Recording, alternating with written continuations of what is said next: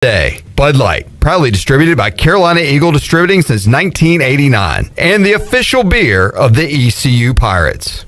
Hello, Eastern North Carolina. If you're looking for a great place to work with competitive pay and advancement opportunities, Pitt County Schools is hiring. We employ over 3,000 people, and we're one of the largest employers in Pitt County. Pitt County Schools is currently seeking teachers, bus drivers, school nutrition personnel, facility staff, custodians, clerical staff, and more. We offer advanced leadership opportunities for our educators and competitive pay for our skilled labor force. Come work for a diverse, thriving school system and be an important part of ensuring success for the students of Pitt County who are the future of Eastern North Carolina. To fill out an application, visit our website today at pittschools.org. That's pittschools.org, or go directly to our job postings at bit.ly/PCS employment. That's bit.ly/PCS employment. Pitt County Schools, engaging, empowering, and elevating every student and every staff member every single day.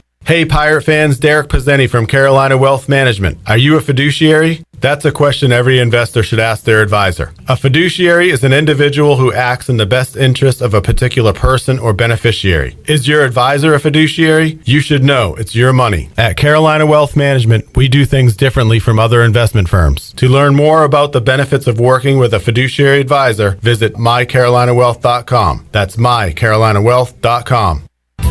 Uptown Greenville's newest dining experience is open and ready to serve you. The Sidebar, a Tex-Mex fusion restaurant, offers dinner and Sunday brunch from 10:30 to 2:30. Located right beside the Dickinson Avenue Public House, the Sidebar has indoor dining and patio seating for everyone to enjoy. For the latest information on reservations, menu items, and more, follow the Sidebar on Facebook or on Instagram at sidebar.greenville. We have some exciting news at Angel Oak Home Loans. This is Talbot Green, and I would like to introduce you to the newest member of our team, Braxton Green. I've known Braxton his entire life because he's my nephew. He is also a recent ECU graduate and has lived in Eastern North Carolina his entire life. This is Braxton Green, and I'm looking forward to working with you with your next home loan or refinance. Give us a call at Angel Oak Home Loans today at 751-2060. NMLS 1719250, Equal Housing Lender. Welcome to the Cheese Show. And when cheese puts on a performance like this, you might get to the crust and think, it's over. But no. Let's hear it for the Encore Cheese. This ain't just stuffed crust. This is Papa John's crust stuff.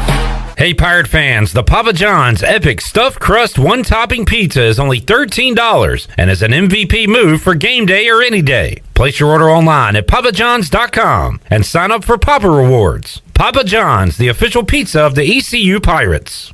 This is Pirate Radio, WGHB Farmville, 1250 and 92.7 FM Greenville, WDLX Washington, 930 and 104.1 FM Washington.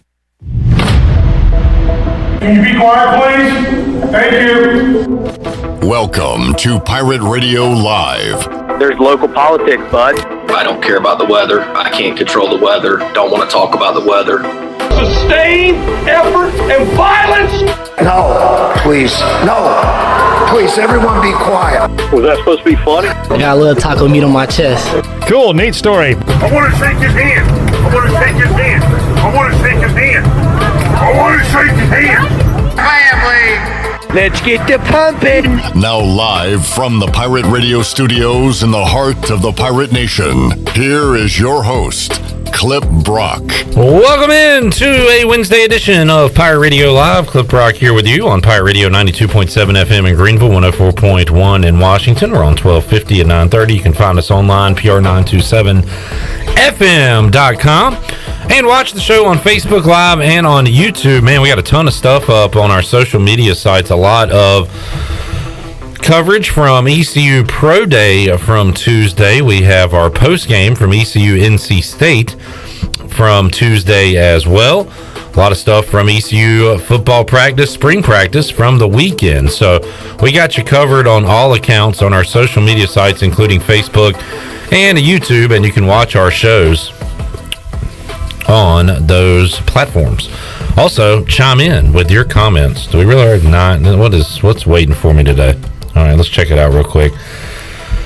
Clipper!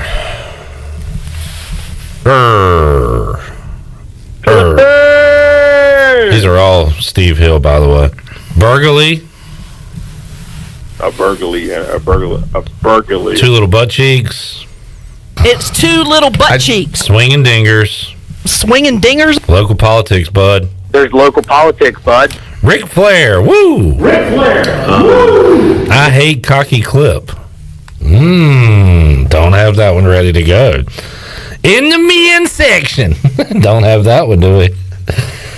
And Steve says, greetings to Chip, Sherry, Chad, Honeydew, JC, and the Big Frog.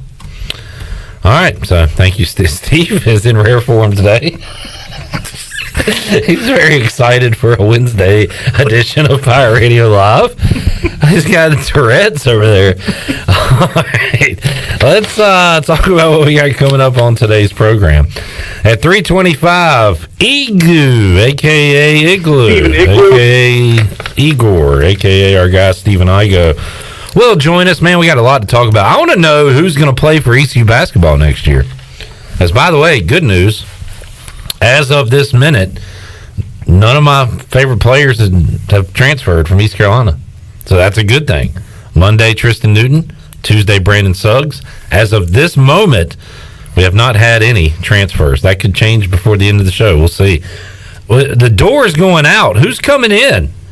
That's what I want to know. Who's Michael Schwartz going after? We'll talk some Pirate basketball, some Pirate football, and get Igoe's take on ECU baseball as they dropped another one last night. We'll get to that in a moment against NC State.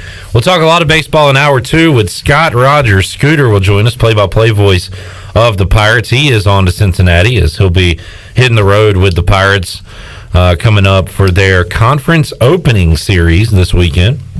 We'll talk to Scooter. Pardon me? All right. Maybe I think I'm just hearing things.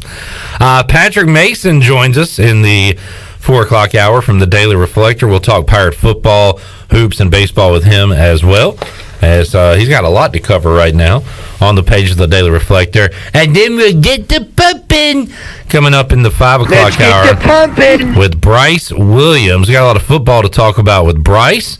We got a Shane Calhoun interview from this weekend at ECU spring practice that we have not played yet, so we'll talk a little tight ends. We'll recap Pro Day with Bryce, get his thoughts on his memories and what went down when he was going through Pro Day, and talk about that. Also, a lot of NASCAR talk. I was talking more with Troy D about it off the air, and we'll get Dustin Line back on the show soon, working with, what is it, RFK Racing, Roush Fenway.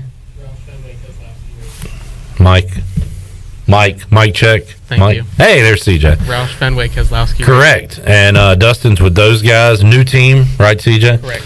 So Dustin was out there yesterday saying, hey, guys, if football don't work out, there's a career path for you in NASCAR. So that's very interesting. We'll talk to Dustin about that on the show coming up. But how about Bryce? He's a big fella. He can lift some weights, right? He can lift some tires. Chandler Honeycutt's here. I've not introduced him, so he has not spoken. Chandler, how you doing? What's up, Clipper? Great guest control right there. That was good stuff, Chandler, not speaking until spoken to, so I appreciate that. I learned from the best.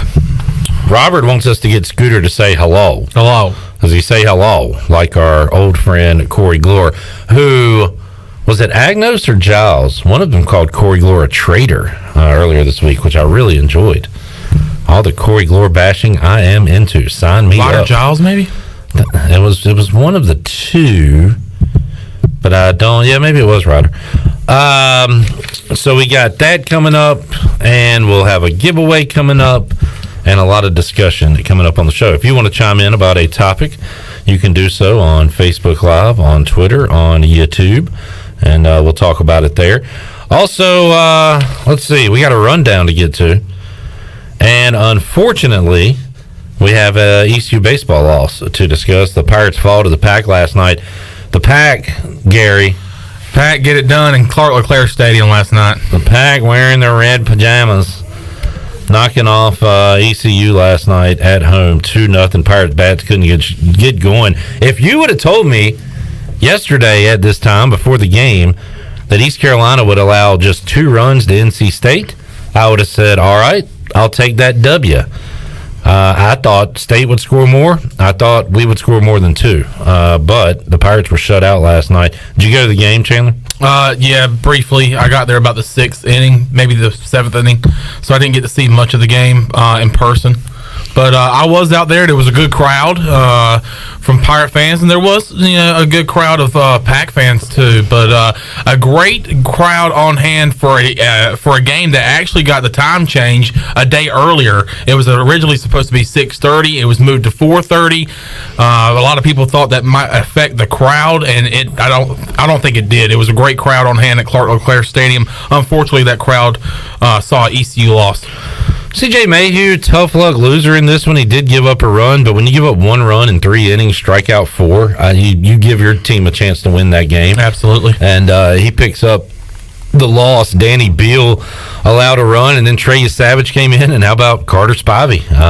He deserved better. Only 4 arms used yesterday. Yeah, so you'll take that if you're East Carolina, and they pitched very well. East Carolina, as a team, did give up 8 hits, but boy, for Spivey to go 4 2/3, 2 hits, striking out 4, did not allow a run. Very impressive performance by Carter Spivey. The Pirate Bats just were cold. 3 hits on the night, and they were by your 1, 2, 3 hitters. Worrell, Hoover, and Moylan, 1 hit apiece. Yikes, that can't happen, especially against a program like NC State, a very talented group they have. And, great job by the pitching staff yesterday. And Carter Spivey, that's the 2nd time this year that he's gone a little longer than we expected him to. The last time he did it, he had 7 strikeouts in his outing, and another great outing there yesterday from Carter Spivey. Also good to see Savage back on the hump again. And then, of course, my guy, Dylan Danny Beal, and, of course, C.J. Mayhew, unfortunately getting the loss, his first loss of the year. He was 2-0. Now he falls to 2-1 on the season. But pitching looks great, but you got to get the bats cranked up if you want to win against a program like the Wolfpack. The Pirates are on to Cincinnati after the loss last night to begin conference play, and really this could be a shot in the arm if you go out, win that series, maybe go out, sweep that series.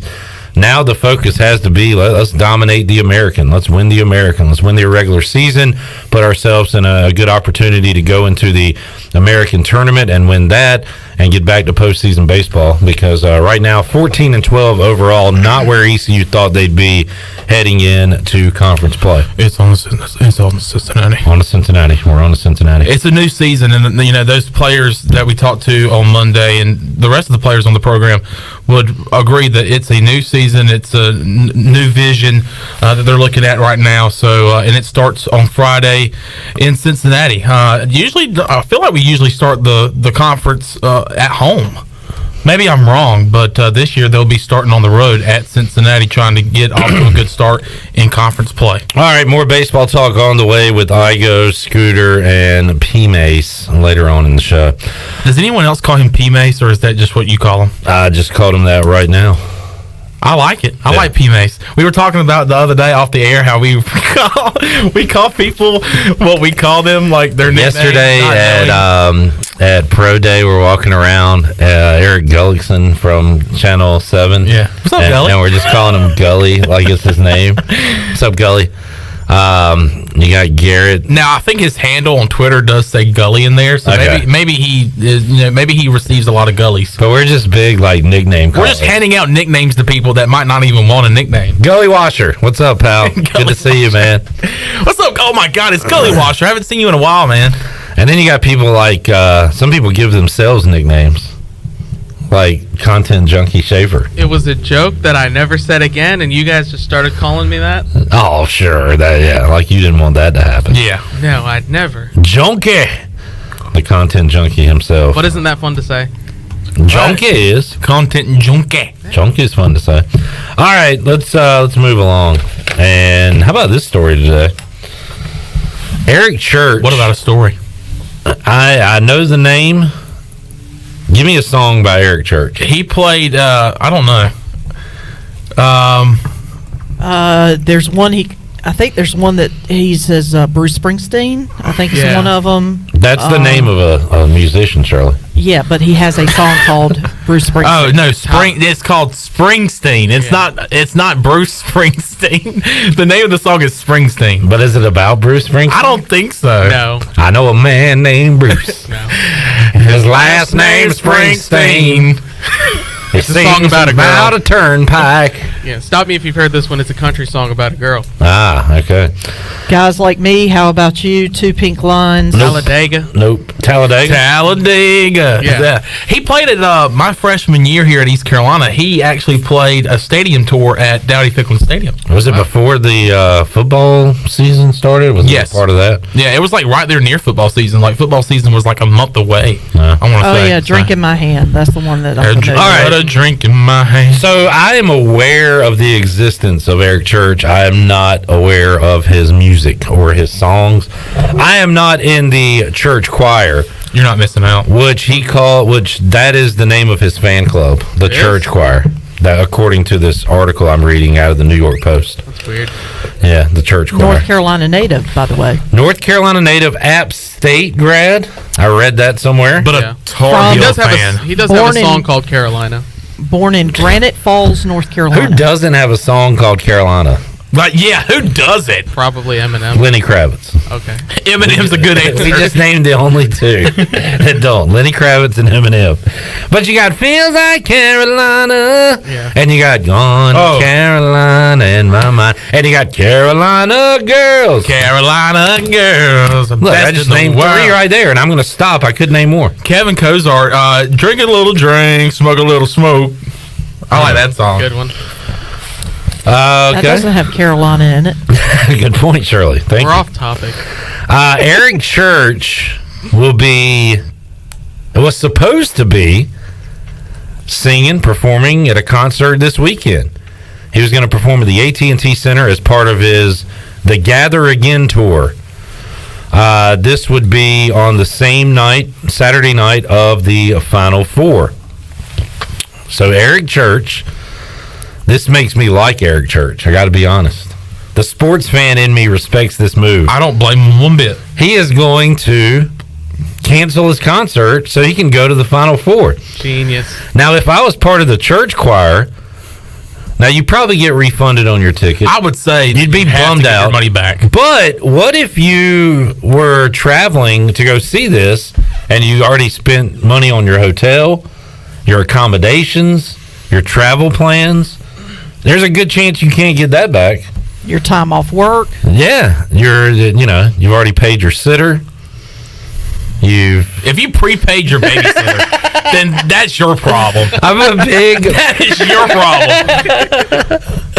What are you, Eric Church's lawyer? Eric Church has said he is going to go Carolina sorry. Yeah, relax. Calm down. He says, Carolina in my mind. He says, this is the most selfish thing I've asked the choir to do, to give up your Saturday night plans with us so I have a moment with my family and sports community. He said, defending the cancellation. However, it's that same type of passion felt by the people who fill the seats at our concerts that makes us want to be at a part of a crowd at a game of this significance. Do you think the church choir cares about his little basketball game? No. They don't. But again, as a sports guy, if I had the money and if I had the ability to do whatever the hell I wanted to do, I would leave this show to go see a football game and say y'all are on your own. You know why? Because we're all selfish. Every one of us looks out for ourselves and not for our fellow man, for our church choir, for our friends, frenemies. We all look out for number one. Yeah. And Eric Church is looking out for number one in this case. I'd be on the way to WrestleMania right now. You would be on the way to WrestleMania.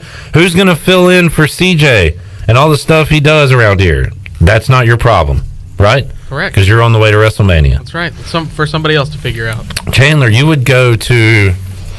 Well, you go places during football season anyway, so this is nothing new to you. Oh. By the way, I'm the only one not leaving here in the next few weeks. Should we mention that? Yeah, why not? You've already brought it up. Shirley's gone. CJ's gone. Chandler's leaving. I'm the only one around here that actually works. You guys can follow me on Twitter for Richmond Raceway coverage on Sunday. And you know why I work? Because I'm broke and I have to work. If I was like Eric Church, if I would have stuck down my music career like I was in high school when I was the lead singer of the band The Lads, then maybe I'd be in a different position in life right now. Well, do you know why I take this much vacation? Why is that? Because I get this much vacation. Rack 'em, Jim Rowe. Rack 'em. Susan Dean says, I would say hashtag fire Eric Church. So I guess will there be like a make good concert or whatever? Let's see. One disappointed fan said, I've made numerous out-of-town trips to see him. Mixed feelings. I appreciate his passion for his team, but not going to lie, I'm pretty mad. Dude didn't even reschedule, just canceled it. Ouch. So there was Angry Fan 1. Eric Church cancels a San Antonio gig for a basketball game. We're supposed to be cool with it. One fan wrote on Twitter, get a DVR and go Duke. So I feel like you're reading Boneyard a Boneyard Banner thread. It's like a Boneyard Banner for Eric Church. Eric Church for the church choir. The church choir, yeah. The church choir banter. So he will be in the Final Four. I mean, again, the sports fan in me totally gets this. Kevin says, amen, Clip. Us poor folk have to work. That's right. We can't just get up and go see Washington play in the NFC Championship game. The main reason I can't go to that is because they're never there. And they have the longest drought of the NFC going to a championship game, tied with the Lions. So, Eric Church, what do y'all think about it? Good move? I think it's not a very good move professionally, but then again, he doesn't give a F. He's got all the he's got money. He doesn't care, and I know that sounds bad, but I'm just thinking about myself. If I was in his shoes and ECU was in the Final Four, yeah, you would drop everything. Look, I'm going to the Final Four. It doesn't look good. He can't watch the game up there singing with the fans. It doesn't look good, especially for the people who are going, but I would do it too. What would be cool is, usually at those concerts they have like a Jumbotron or a big screen behind them or something. Yeah. If he had the game on. That's originally what I thought you were going to say. Yeah. Not just cancel it all. But boy, that would be a bummer if your team is down 10 with 5 minutes to go. And you're up there singing Carolina. That would be cool if you. Well, no, it wouldn't be cool if you were singing Carolina and Carolina's down 10. Redbeard says this church fella sounds like a piece of bleep, and being a Carolina fan confirms this. Well, I mean, all right. No. So, again, very selfish move that I totally understand as a sports guy. I mean, this is also like one of the most important games in Carolina's history, too. If you have a chance to beat Coach K 2 times in a row on the way out. True, but you could. Yeah, but are you obligated to your fans to do a job that you said you were going to do that they paid a lot of money for? You probably are, yeah. But why does he care? He doesn't. He doesn't care about the church choir. He doesn't care about you. He cares about Armando Bacot. That makes one of us. And the Tar Heels. We'll talk more about that coming up Thursday on the show with David Glenn. We'll get his thoughts on this. Some other news, CJ Schaefer will be hosting sports trivia next week. Breaking news. That's some breaking news. I don't know who this guy is. Do you know this guy named Travis that commented on Twitter? Mm-hmm. Yeah, this is what I hate. I hate this when people say might have to come out and be the winner next week. Clip, how could you not know the 2013 to 2017 quarterback of the Havelock Rams? Is that why he has so much confidence? Yeah, probably. Because he's led the Havelock Rams to so many victories, he thinks he can just come out and dominate sports trivia. He's a born winner, Clip. Tell him to bring his quarterbacking ass out there next Wednesday. Hey, he's on my turf now. He's on my field. This ain't no Havelock Rams. We're going to lock the gates and throw away the key. You're in my playground now, buddy. We're going to lock the AJ doors and throw away the key. All right, so one more thing I want to hit on before we bring in Igoe. The Hornets have 6 games left in the regular season, Chandler. They play tonight against the New York Knicks, Buccaneer Music Hall scoreboard presented by the Bucks. The Buck. So I did some reading because people are lazy, and the only way you can figure something out is to do your research. Grab your encyclopedias. You got to do your own research. I did my own research. Call me Aaron Rodgers. I do my own research, okay? I did my research on the play-in tournament that it appears that no one knows about and knows how it works. The Hornets will be in this play-in tournament. So 7 plays 8, 9 plays 10. And the winner of the 7-8 game will get the 7 seed in the playoffs. The loser of the 7-8 game will play the winner will host the winner of the 9-10 game. So I don't like it as much as I did because we're one game behind the Nets. We need to get in that 7-8 spot, Chandler, because it would we could lose a game and still host a game for the right to be the 8 seed in the playoffs. So that all right, we were in that 9th spot last year because we lost to. We were in the 10th spot because we were on the road. That's right. So we lost to the Pacers and we're done. Yep, one and done. We can get in that 7 or 8 spot. You get two games. You get 2 games, and the home game. And if you lose that game, you host a team. We got to get in that 9 spot. So these games are crucial now. You mean the 8th spot? That's exactly what I meant, and I said the wrong number. There's a lot of numbers out there. You said the spot that we're in right now. Think about this. Think about how many numbers are out there for me to say, and I was only one number off. That's not that bad when you think about it. One number away. Yeah. There's at least 6 of them. I think there's more than that. I think there's probably more than that. So what we need to do, we need to get in that 8 spot and take on the Cavs. Try to win that one, but if we don't, we'd get to host the game. The problem is the freaking Brooklyn Nets have farted around all year, and they're going to be in that play-in tournament, and we're going to have to see them one way or the other, probably. Yep. But let's hope it's in that 7 or 8 spot. Best case scenario, Chandler, we're 8, we play the Cavs, we win it, and we're in as the 7 seed. Then we got to face the Greek Freak. None of this looks good in the long term.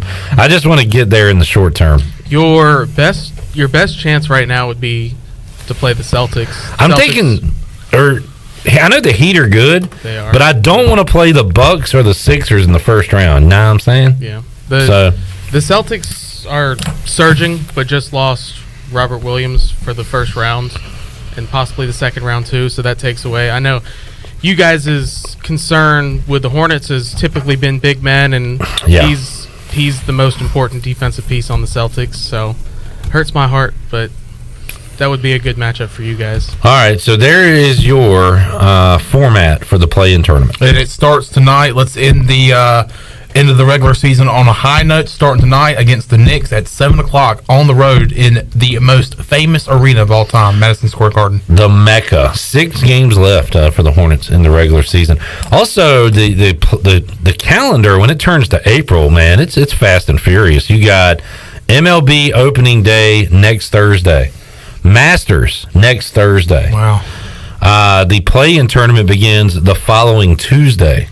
So, we're going to miss March Madness, but there's a lot coming up in the sports world, including, of course, we're following ECU baseball. We got a spring game coming up for ECU football. So, while it looks like we're kind of sad that the madness is coming to an end, still a lot to talk about in the sports world. And for Eric Church, he's not going to be singing for a while. He's got a lot of sports to watch. So, Think he's a golf guy? If you got a ticket to one of his upcoming concerts, you are crap out of luck because he ain't concerned about you. Did you rap there? He don't care about you. All right, Stephen Igoe, waiting in the wings. We'll take a birthday boy yesterday. His birthday has come. His birthday is gone, and he is gone. And now he's gone. We will maybe talk to Igoe when we return on Pirate Radio Live here on a Wednesday. Got a giveaway for you coming up in hour number 3. NFL standings the last 10 years. I'll run down our teams the last 10 years and see how they've done when we return on Pirate Radio Live after this.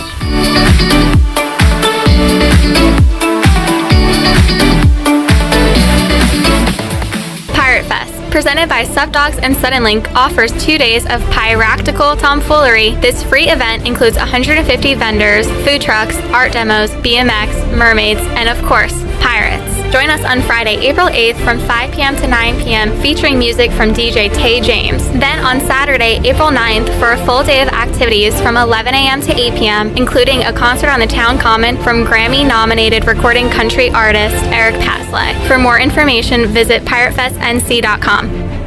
In studio with Jeff Stein from Brown & Wood. What's new, Jeff? You know, everybody's thinking we're having some inventory issues in the car business, which some of it's true. For used vehicles, Brown & Wood has a lifetime powertrain on every vehicle you buy from us, new or used. So even when you buy a used vehicle from Brown & Wood, you have lifetime powertrain. We cover the engine, transmission for as long as you own the car. Brown & Wood, your #1 dealership in Greenville and the home of the lifetime powertrain warranty. At US Cellular, we know you have a choice of wireless carriers. And while the other guys may limit your choice of free phones, at US Cellular, you can choose any phone from any brand for free. Plus, get unlimited data for just $30 a month with 4 lines. US Cellular, America's locally grown wireless. Terms apply. See uscellular.com for details. This is Brandon Tate, owner and operator of Atlantic Wireless, an authorized agent for US Cellular since 1997. Visit atlanticwireless.com to find the store near you. We go beyond the call. Domino's new warm oven-baked dips and twist combos are making a lot of noise in the pizza world. Holy cow. That's good. There's cheesy marinara with dippable bread twists. So cheesy. So tomatoey. Sweet and cinnamony baked apple dip. Now that is sweet. And melty 5-cheese dip. Hold up. 5 cheeses? Try our new oven-baked dips and twist combos for any 3-topping pizza for $7.99 each when you carry out from Domino's. Carry out only. You must ask for this limited time offer. Prices, participation, and charges may vary. Excludes XL and specialty pizzas. Crust availability varies by size. Your power's out. There's a water leak. What do? For these and other utility-related emergencies, you need service, and you want it fast. There are 2 things you can do to get the quickest response if you're a GUC customer. First, you can call the hotline at 1-855-767-2482 and report any utility-related emergency. That number is also on GUC.com. Or second, you can give GUC your phone number. The hotline process is quickest when their account records have your current phone number. Service you can count on. Greenville Utilities. It's bow time. Ever taste something so good you just get hooked? Like the Bojangler, the only fish sandwich splashed with Bo's famous seasoning. So we're having a fish fry, Bojangle style, spicing up premium fish fillets with the good stuff and slathering them with melty cheese and tangy tartar sauce to hook your taste buds with just one bite. Reel in a Bojangler today, only at Bojangles. It's bow time. We paid how much for those lessons? Shh, she's doing great. Oh yeah, totally. Can you pass me a Pepsi Zero Sugar? Great job, honey! Oh, look at that. That's not the end. No way. Now it's time for the encore. You know what? You're right. 5 times? Not enough times. For everyone who traded in rock concerts for their kids' recitals, you've compromised enough. Pepsi Zero Sugar. That's what I like. Here is your ice-cold Pepsi Zero Sugar, sir. Oh, thanks. Wanna watch the game? Ooh, little sports ball on a Sunday afternoon. Don't mind if I do. Hey, did we win? It sounds like we won. It's still the first quarter. I must be lucky. People say that about me. Tough break on that free throw there. Shouldn't be doing that. Dude, we're watching football. Come on. For everyone who spent the entire game explaining the entire game, you've compromised enough. Pepsi Zero Sugar. That's what I like. This is Coach Donnie Kirkpatrick, offense coordinator for ECU football, and you're listening to Pirate Radio, the voice of the Pirate Nation.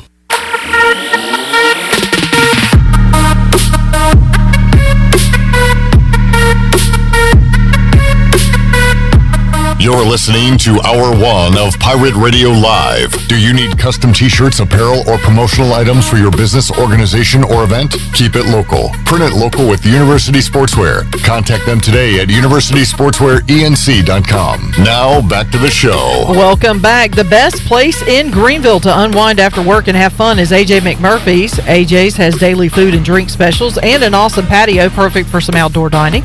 There's something for everyone every weeknight, including sports trivia with our very own Clip Brock on Wednesday nights. AJ's has live music every Friday and Saturday with no cover and brunch every Sunday. Make today an AJ's day. Now let's head back in to PRL. Here is your host, Clip Brock. All right, back with you here, Pirate Radio Live on a Wednesday. Birthday boy Stephen Igoe hanging out. 30 years old. What's up, Steve? Big 30. It sucks that everybody just assumed you've been 30 for like 10 years. Glenn thinks I've been 32 for the last 8 years. Yeah, he could not believe it yesterday at Pro Day. He was like, "You lying." You got a little facial hair going. I mean, I've had it going for a while. It's hard to see. It's very blonde, so you can't notice it. Sports trivia, indeed. Tonight, 8 o'clock, AJ McMurphy. CJ Schaefer will be hosting next Wednesday, his first time. Igoe, you going to show out? Am I going to show out? I might show up. I don't know if I'll show out, though. Wrong answer. We need confidence. I need... if he shows up, he's going to show out. There you go. He's got to show up first. I would say right now there's a... you don't know. No, this is why it doesn't look good for me. I'll be frank and upfront with you guys. I don't want to mislead you. Softball season starts next week, and we got games on Monday and Tuesday. So you're out of the house. I understand. Yeah, it's going to be difficult to pull off 3 nights in a row. Yeah. But maybe I can pull something off because the games start basically after Slater goes to sleep anyway. So, all right. Speaking of Slater, real quick, everybody tries to take pictures of their kids looking cool. Your kid's cool. I told y'all guys. He's been talking for months now. Yeah, where like I'd put Lily in a little Sean Taylor jersey. Like, oh man, my kid's cool. I had some Sauconys and I got her some pink ones, and we both had Sauconys and we looked cool. But like Slater yesterday, that picture, it wasn't like the sunglasses were cool. He's got the Red Sox hat on, but the face he's making, it's all about the lips. That's a cool kid. All I could think about was all those vulgar texts that Slater has sent me in the past. Well, he doesn't mess around. That's basically his face, and that was his face the entire game. He was pretty unimpressed by ECU's efforts. Well, I get it. And I mean, Cliff Godwin apologized to him. He didn't smile the entire game. I think he was very upset with what he saw. Cliff Godwin did apologize. Yeah, he did. Like, I'm sorry, Slater. That's exactly what. How was it being a spectator yesterday? You were able to watch it with Erica and Slater. It was good. And honestly, Slater was great. He didn't whine he was there for 2 hours. I mean, from 4:30 to 6:30. His bedtime is typically 7, unless he's staying up to watch the ECU basketball games with me. So Erica took him home, and I stayed with my dad to watch the end. By the way, those last 3 innings lasted like 15 minutes. I mean, it flew by. But the spectatorship was good. I tell you what, impressed by the chicken tenders and fries by Airmark Concession. Interesting. I went in with low expectations. And quite frankly, I was blown away. All right. Fantastic. Quality barbecue sauce, crisp fries, tender nuggets. Yeah, good. I tell you what, that is a better review of the concession stand than it was during football season. Yeah. So that's great to hear. All right, before I forget, I pulled this up. NFL standings for the last 10 years. Let's go around the horn. And the best team, no surprise, the stable organization that is the Pittsburgh Steelers, although they are beginning life without Ben Roethlisberger. The Steelers, 99-60 over the last 10 years. They also have 2 ties. By far the best team amongst this room. No surprise there. Right? Oh, this room? Are we going? Yeah, this room and that room. So, were the Steelers the best in the entire NFL or just this room? They were the third, fourth, around the 5th best. So the best Patriots 115. You want to try to guess them? Name the 3 other teams ahead of the Steelers in wins. Packers 103, and then I got 2 with 105. 10 years. One that has been down that might surprise you. Ravens had 93 wins over the last 10 years. One's in your division, Igoe. Chiefs. The Kansas City Chiefs with 105. The other one, Seahawks, have been down, but 105 wins for the Seahawks. Not many in the last 2 to 3 years. Igoe, your Broncos have a winning record, 89-72. Thanks, Peyton. A lot of good. What were they those years? Like 13-3. Yeah, I mean they were 12-4 minimum. Yeah, basically all those years. How about let's see, the Panthers? And he's been gone for 2 or 3 seasons now, but that is such a Ron Rivera overall record right there in the last 10 years. 80-1. You had the most mediocre team in the league. 50-50, that is baby. Classic Panthers. Although and I guess they're mediocre, but they have like a lot of ups and a lot of downs. You know what I'm saying? Well, there was that huge stat for years where they couldn't have back-to-back winning seasons. It was just constant, like good year, bad year. Have they ever had a back-to-back winning seasons? No, I think that still stands. They had back-to-back playoffs, but that was because they won 7 games. We were 7-9-1 when we went to the playoffs in 2014. Shirley's Dolphins 76-85.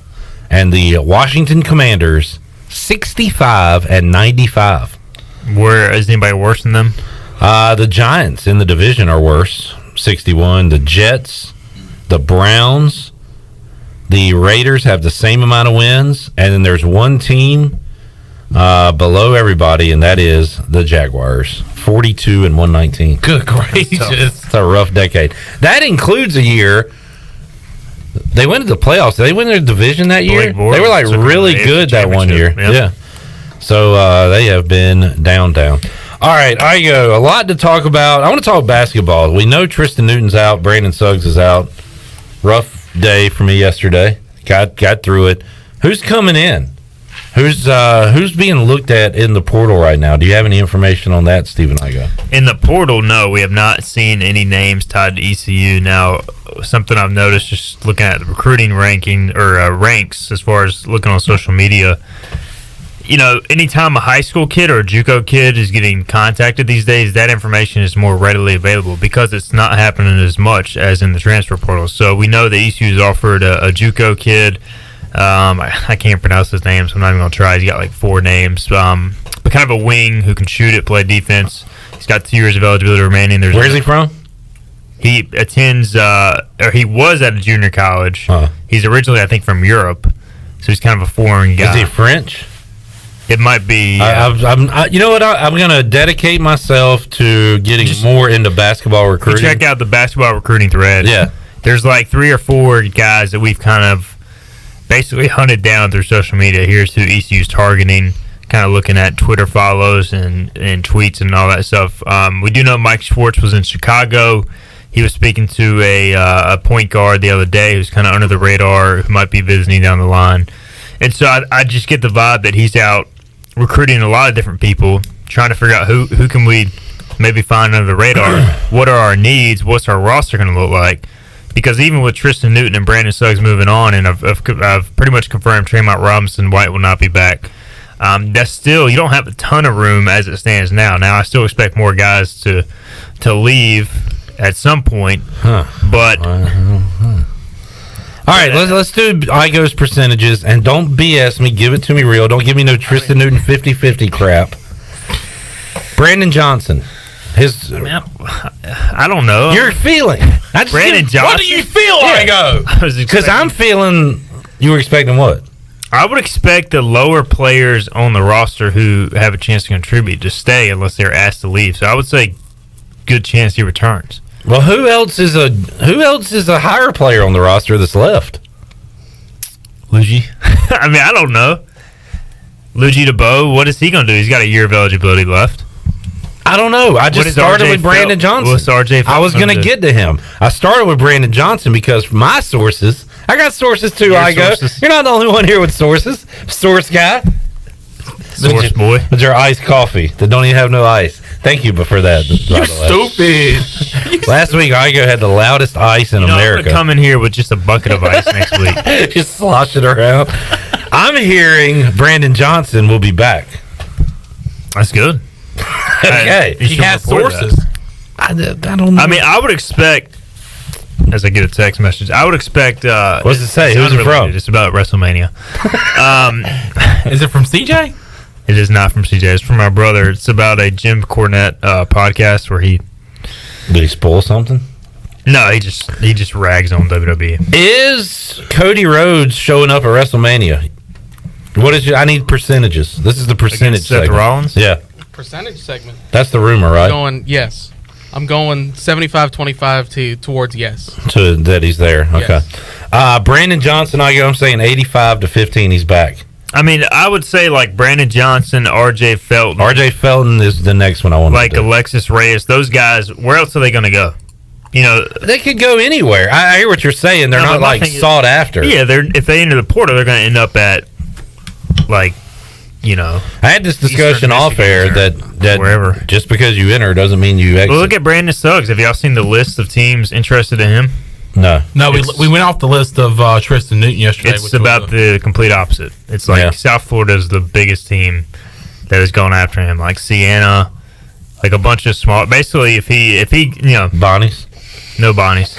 He would be transferring down at this point based upon the initial list. Now, more teams may get involved, but he just wants to change the scenery or whatever. I don't know. Yeah. I mean, that's the thing is we don't know what these conversations are like. Is Mike Schwartz saying, "Hey, I like your game. I would like you to come back," or is he saying, "Look, I mean, we're going to do things this way. If you don't want to be a part of this, you're better off leaving." I mean, that's something that, as a reporter, we're still gathering sources on staff and all that sort of stuff, so we don't have that information. And I don't know one way or the other. I highly doubt he kind of gave an ultimatum to guys like Newton and Suggs. Oh, no, I would be surprised. Yeah. Especially Newton. Like, Newton is he's a guy you can build your program around. Look at the teams after him. I mean, he would be crazy to give Tristan Newton an ultimatum. Now, anybody else on the roster, we still have to remember, Brandon Suggs definitely a quality player, a key piece. Be careful with what you're about to say. But, even if this roster gets blown up, it's not like this was some great team. I agree with that. They were 185 in the net. I agree with that. They were almost among the 200 worst teams in the country. That doesn't mean I want it to be blown up, but you're right. Now that Tristan Newton's gone, it's you can progress some of the younger guys on the roster. I still think there's some development to be had there, but I'm more interested in who he's going to bring in to kind of fit his philosophy. There's no point in bringing back 13 players from a team that had one quality win all season. And I don't prefer the way it is now, but I'm still going to watch college basketball and be a fan and cover it and go to ECU games. So for that reason, I'm going to keep up with the times and realize that this is what it is now, and that it's year to year, and that East Carolina could pluck a few guys and have a good team on the court. We're not going to know who they are at the beginning of the year, but we'll learn their names as the year goes along, and we'll root for them and everything. This is how it is now. There's a lot of people that are against it and refuse the change, and I get that. If you don't like it, then don't stick with it, but if you're going to follow college basketball, this is the new norm. This is how it's going to be. I think Joe Dooley had just kind of figured it out going into his last year. He returned the main 5 or 6 guys. He picked up 3 or 4 guys in the portal. Brought in a Jackson, brought in a Frank. I think he recruited a little too many freshmen, but I feel like if you can retain kind of that solid 5 to 6 guys, and granted he lost Jaden Gardner, but I think, that was just whatever. It's going to happen. If you can retain the majority of your key guys and then continue to add on top of that, I think that's the key. You can't, this is Mike Schwartz's fourth year, so we'll see how it pans out.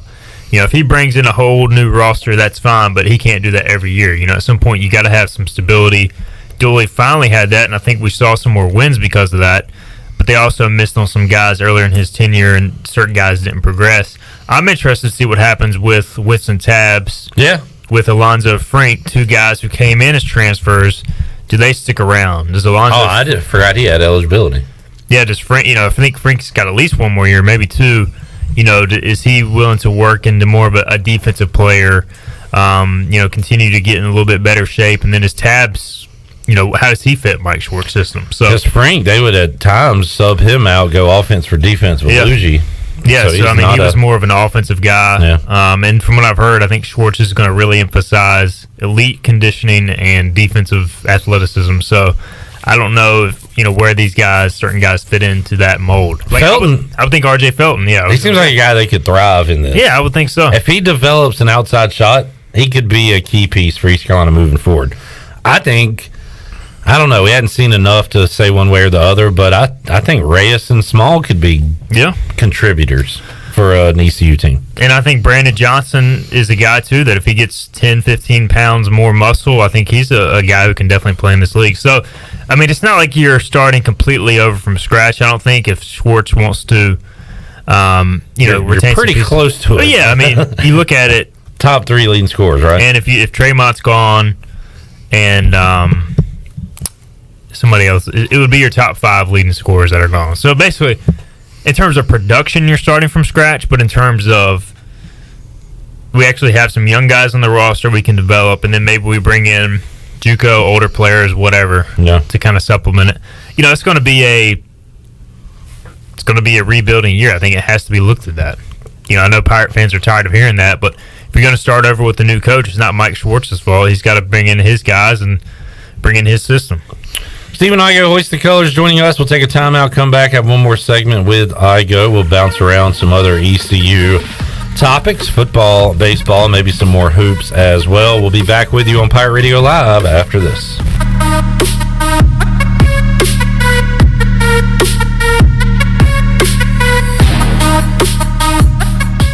Eastern North Carolina, get ready, because it's going up, all the way up. Welcome, ladies and gentlemen. Lady B along with the Enforcer present April Fool's Purple and Gold Pirate Party. Let's get it. With celebrity guest DJ, DJ Cleve. You know it's the one and only. April 1st at the Greenville State Theater, 110 West 5th Street, Greenville. Attention, everyone. 7 p.m. to 1 a.m. For more info, 252-414-9222 or 252-916-1471.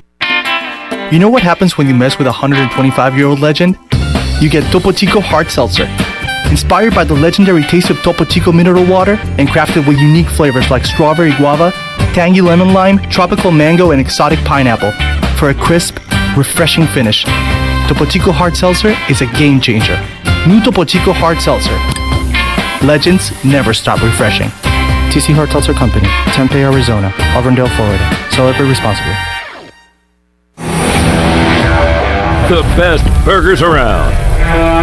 Everyone loves a thick, juicy, and fresh burger. Tiebreakers in Greenville, plus the all-new Tiebreakers in Winterville do real burgers better than anybody. So don't just go to any burger-themed restaurant chain. It's time to break the chain and eat local. Tiebreakers, real burgers at its best. Everybody loves burgers. Hey Pirate Nation, this is Holt Nailers for my friends at Arc Point Labs. Just as I trust my teammates, you can trust Arc Point Labs to give you quick and accurate results for all your laboratory testing needs. If you are in need of COVID testing for your return to school, work, or for travel, Arc Point Labs is offering same-day PCR and antigen testing with little to no wait time. Please visit any of the 6 Eastern North Carolina Arc Point Labs locations or make an appointment now at onehourcovidresults.com. Go Pirates! North Carolina State Parks is proud to announce that they have partnered with the Hometown Strong program. Our visitor centers are now equipped with public Wi-Fi to help kids with school. Remote learning has become a critical public health measure in maintaining social distance and continuing to educate our young people. Take advantage of Wi-Fi and a hike at Goose Creek State Park or a day trip to the beach and access remote learning at Fort Macon State Park. For more information, visit hometownstrong.nc.gov.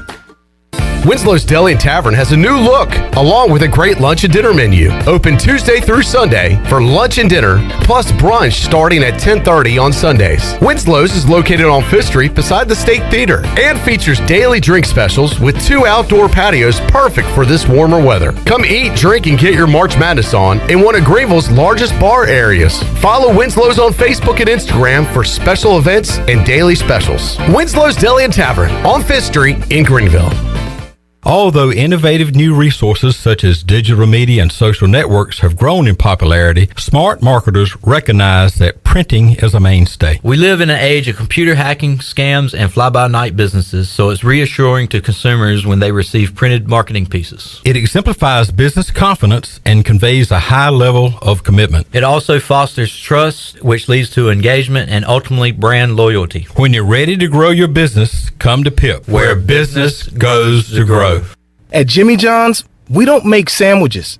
We make the sandwich of sandwiches. We use fresh veggies because we don't hate salads. We just feel bad for them. We make our sandwiches exactly how you want because you're the one who's eating it. And we bake bread all day, every day because stale bread isn't bread. It's croutons. Sandwich history is written by the victors. Good thing we have legible handwriting. Jimmy John's, the sandwich of sandwiches. Order pickup or delivery on the app. Yo, ho, you're listening to Pirate Radio.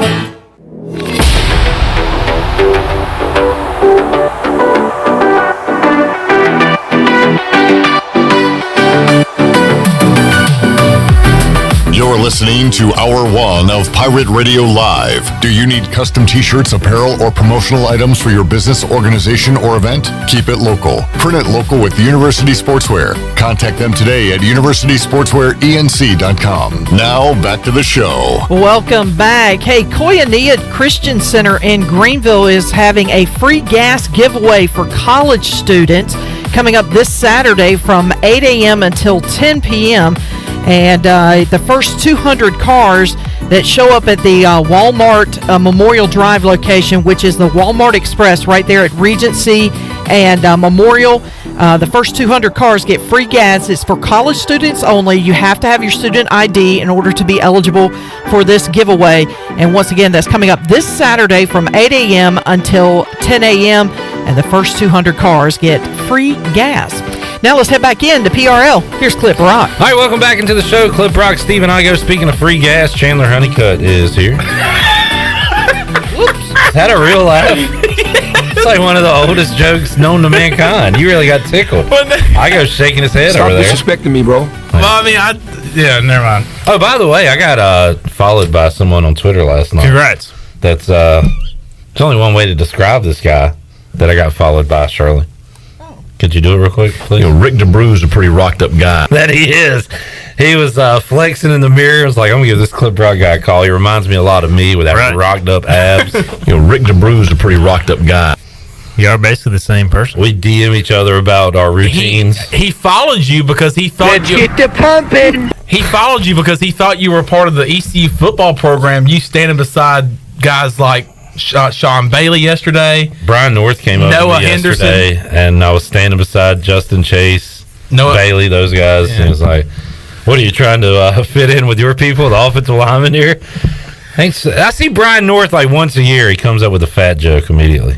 It's just the kind of guy he is. We'll talk to him Friday. Pro Day yesterday, Steven. Over under half a Pirate gets drafted in the NFL draft. I'm going to say Jaquan Mcmillan in the 7th round, so I'll go over. He looked good yesterday, I thought. Now, I showed up after apparently he was struggling with a drill Chandler was telling me about. That was the L drill that you see in the combine on the NFL Network that they do. He slipped in his first 2 attempts, but that 3rd attempt, he looked really good doing it. But the scout told the players that if you stumble, you can start over, but just make sure you stop the drill, because if you continue to do the drill, they'll have to take that time. So when he went and touched his right hand on the line, and every time he would go back, he was slipping, and the scout was telling him it was because he was taking kind of like a hop.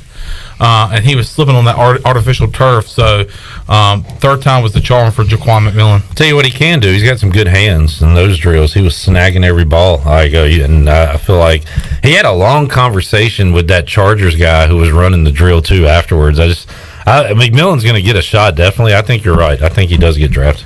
And even if he doesn't, he'll have a shot to make it because, what he's going to have to do, and I asked somebody, he's going to have to play nickel cornerback. He's too small to play outside corner in the NFL, so he's going to have to guard slot guys like Tyler Snead. I mean, honestly, him and Snead need to be just working against each other because that's kind of the guy he's going to have to be guarding because that's the profile of all those 5'9", 5'10" corners in the NFL. Chris Harris Jr.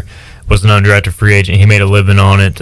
25 years ago, there might not be a spot in the league for Jaquan McMillan. Those guys are base package. I mean, you're playing with a nickel corner at all times, essentially in today's NFL, especially if you're in a pass-happy division. So all it takes is either a low draft pick or an undrafted free agent run and then somebody to get hurt because typically you don't have a lot of depth at the nickel spot. I mean, it's hard to find guys who can cover quality people in that role. So I think there's definitely a role for him. A lot of it as always with those types of guys, is finding the right situation and maybe catching a break and making the most of every opportunity. Now it's almost a specialty position that teams will pay for, like you mentioned Harris, but Fuller for Washington, one of those guys, that's his specialty. And he's looked at as kind of top of the line slot receiver. Tyler Snead is what he is. I'm definitely biased, but and it's easy for a receiver when nobody's covering him to run routes and catch the ball, but everything he does just looks elite. The problem is there's not a lot of guys his size playing in the NFL.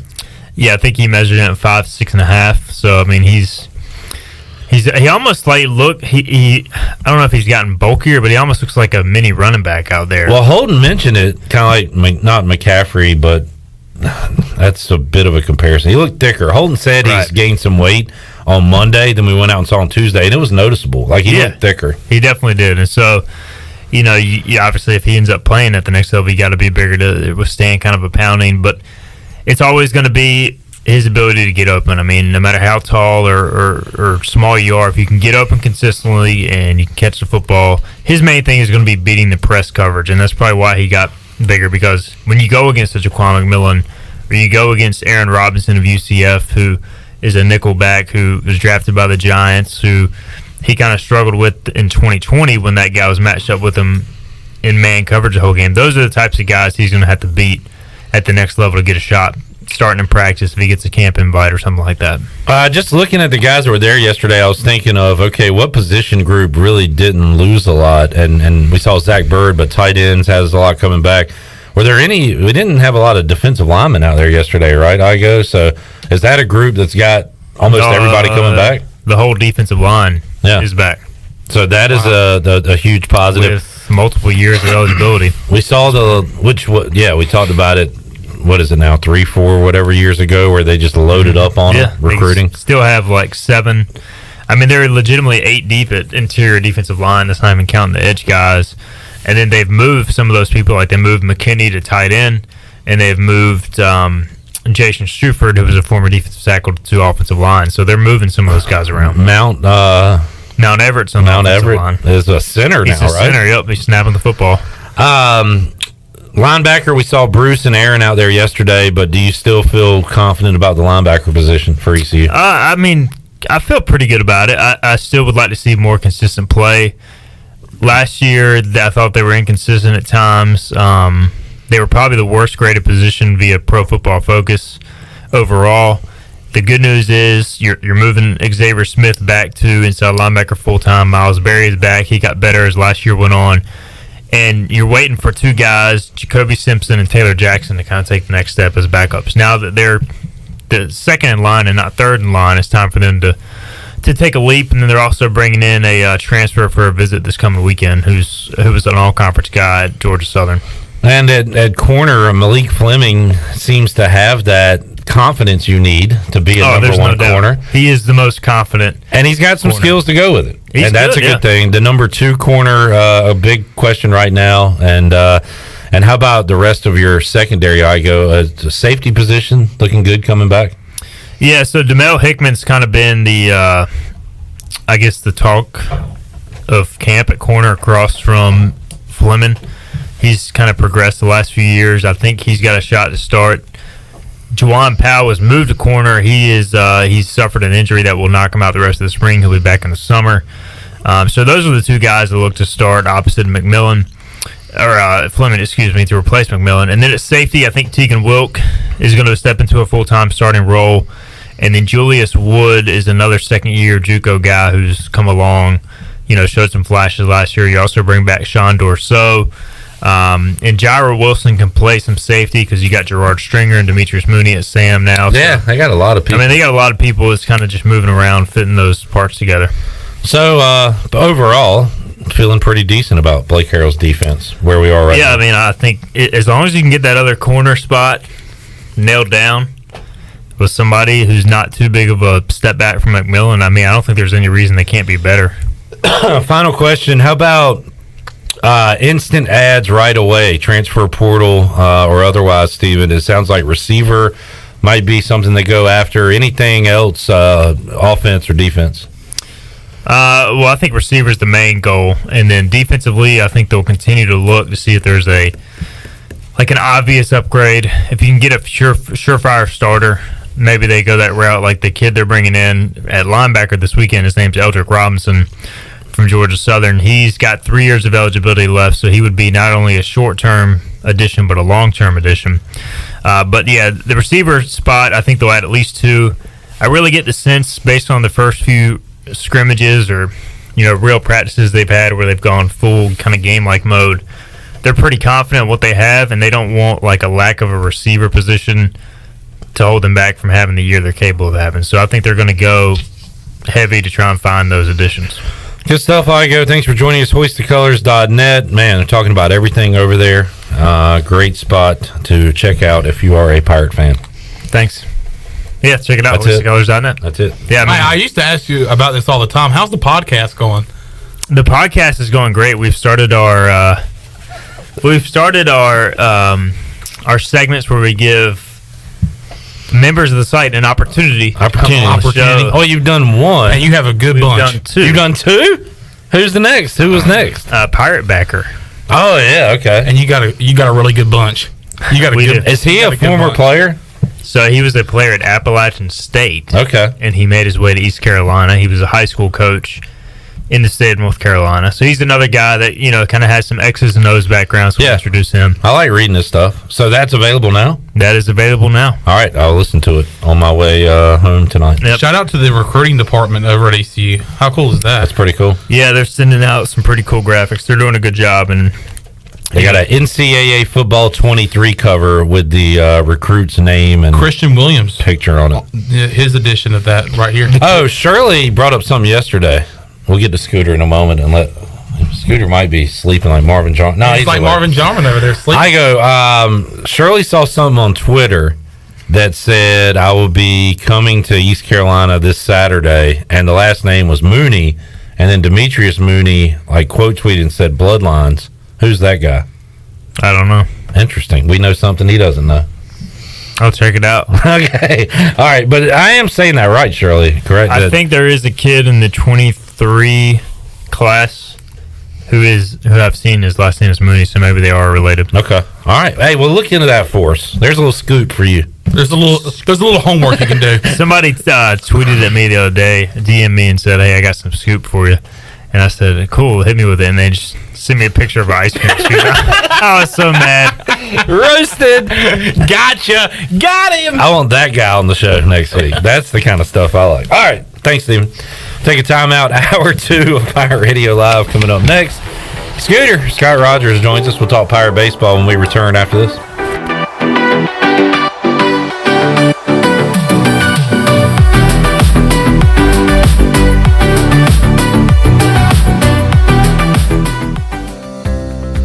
Do you want to get rid of wrinkles, tighten and lift your skin, smooth your skin texture, erase veins and brown spots, and get rid of unwanted hair? Are you interested in Botox or filler? Contact the licensed professionals at Beauty Bar Medi-Spa on Red Banks Road in Greenville. All products and services are on sale at our Spring Extravaganza, April 4th through the 8th, beautybarmedispa.com. Follow us on Facebook and Instagram. Enjoy your visit. Love your transformation. Go Pirates!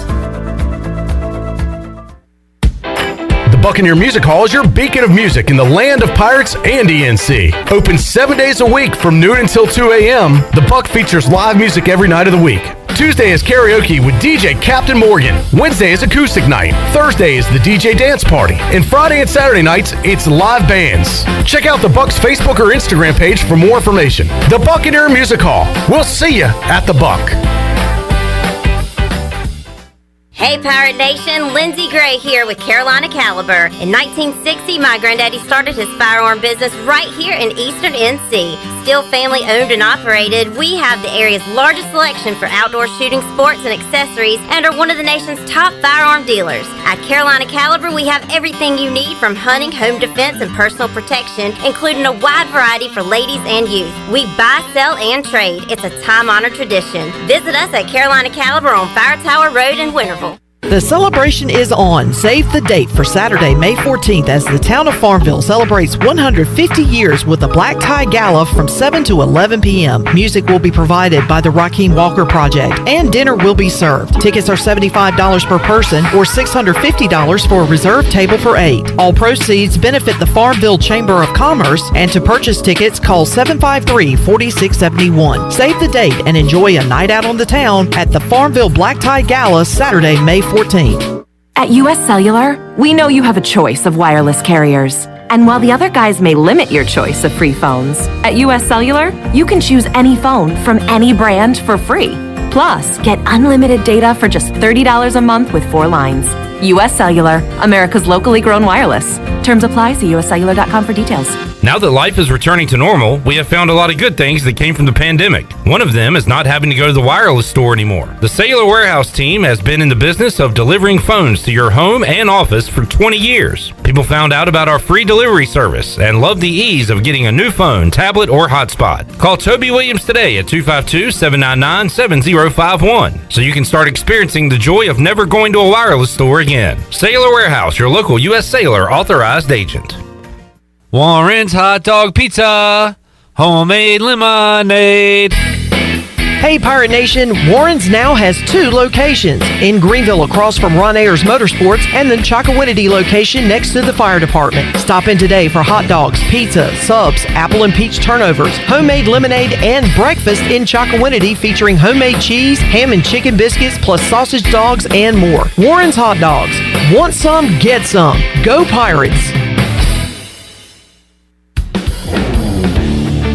Before you hit the road this travel season, be sure to get your tires inspected by the tire guys at Greenville Auto World. The Greenville Auto World service team sells all the top brands and economy tires if you need a new set. Need an oil change, state inspection, or AC repair? Greenville Auto World can work on any type of vehicle, and the monthly oil change special is only $29.99. Make an appointment now by calling 364-8730. For award-winning service, trust Greenville Auto World.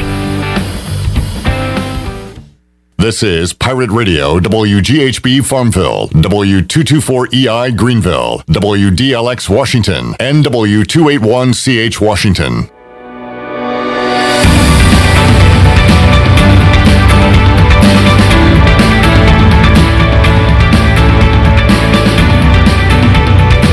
This hour of PRL is brought to you by Tommy's Express Car Wash. Come experience the difference at Tommy's. Now open at the corner of Greenville Boulevard and Red Banks Road. Doesn't your car deserve it? Visit Tommy's Express Car Wash today. Now back to the show. Welcome back. Town Insurance is your premier independent insurance agency. From maximizing opportunities to minimizing risk, Town's insurance advisors offer expert professional advice to clients of all sizes. For personal or business insurance questions, call 756-8300 today. Now let's head back into PRL. Here is Clip Rock. Alrighty. Thank you, Shirley Rhodes, CJ Schaefer, Chandler Honeycutt, Clip Rock here, and our guest is Scott Rogers, better known as Scooter. Looking at the softball schedule, Shirley, is today the Duke Double Dip? It is. As a matter of fact, they are playing right now. And keep us up to date on that, will you? Well, I was going to mention it, but there's no score yet. 0-0 is the score. Yeah. They just got going, so we'll keep you up to date. They have a double dip, so 4 and 6:30. It will be the second game. What would you call it, Chandler? Double-hander. That's right. And it is a double-hander going on at Max R. Joyner Family Stadium. All right, Scooter joins us, coming off an ECU baseball loss to NC State, where runs were at a premium last night, Scooter. A lot of great pitching on both sides. There was great pitching, obviously, from NC State, able to shut out the Pirates, but also that Pirate bullpen, we've talked about it all season, has been pretty much dominant all year, and last night another great example of that. It stinks because it was not dominant on Sunday after maybe the best start of the year by a Pirate weekend starter. Josh Groves looked awesome. So just feels like right now, for the most part, the pitching's there. If the bats could get heated up once conference play begins, we might start reeling off some wins here, hopefully. Yeah, and, you're starting to see some signs of that, I think. Josh Moreland is starting to get back into the swing of things, which is good because obviously everybody knows what Josh did last year, and if he's hot, this team could be really good at the plate. And they just got to get in a little bit of a groove, and once they do, this team's going to figure it out, and Coach Godwin has said that all season. They're going to figure it out. And just waiting on that to happen. Could happen this weekend at Cincinnati. When are you guys heading on the road there? We will be pulling out tomorrow about 7 a.m. to head to RDU. All right. So bright and early, and game one of that series coming up 6:30 on Friday. It'll be 4 o'clock Saturday, 1 o'clock on Sunday. I think noon on Sunday, actually. Noon on Sunday. All right. What am I looking? Okay, I'm looking at. What am I looking at? Baseball 2022. We do. I believe we played Cincinnati twice. That's what I was looking at. All right, game 1, 5 o'clock on Friday. Jeez. 4 o'clock Saturday, noon on Sunday. I was super confused because not only did I saw 1 o'clock earlier, but I'm assuming that was the home series that we had with them. Yeah, that is the home series later in the year. That was super confusing for a moment, but now I am back on track. All right, so Pirates and Bearcats going at it this weekend. Once again, yesterday, Scott, I don't know, State pitching too good. ECU at bats didn't go the way they wanted. What did you see from your vantage point yesterday? I think a little bit of both. Obviously, like we said, pitching was very good, both teams yesterday, and the Pirate pitching is what really kept them in that game. It was good to see Aiden Edwards get some experience behind the plate for the Pirates yesterday.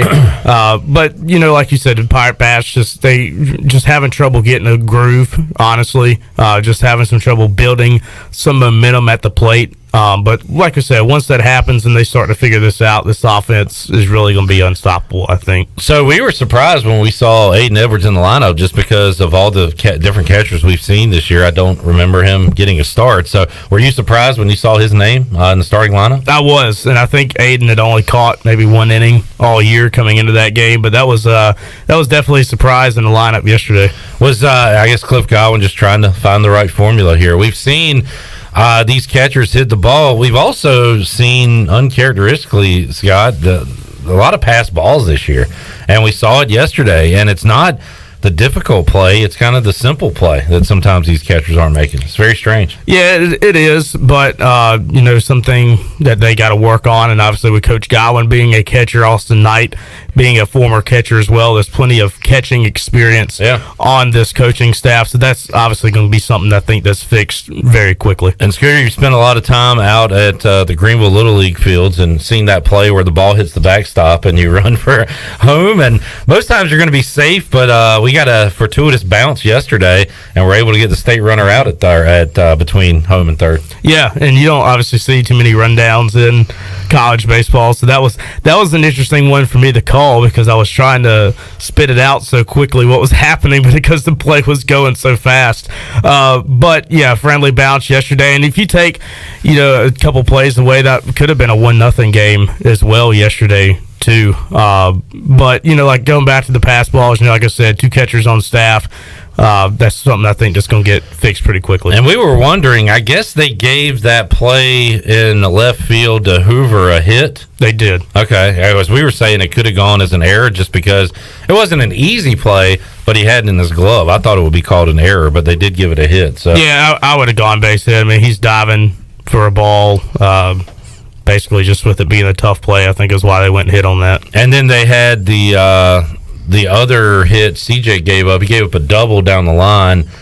Runner gets to third on that pass ball, and then they're able to score a run. Mm-hmm. So, look, State had to kind of manufacture their runs yesterday. It was not easy going for either side offensively. Yeah, and NC State, obviously, a really, really good program. Yesterday was good for us to fairly keep Tommy White quiet yesterday, him not hitting a 500-foot bomb like he did.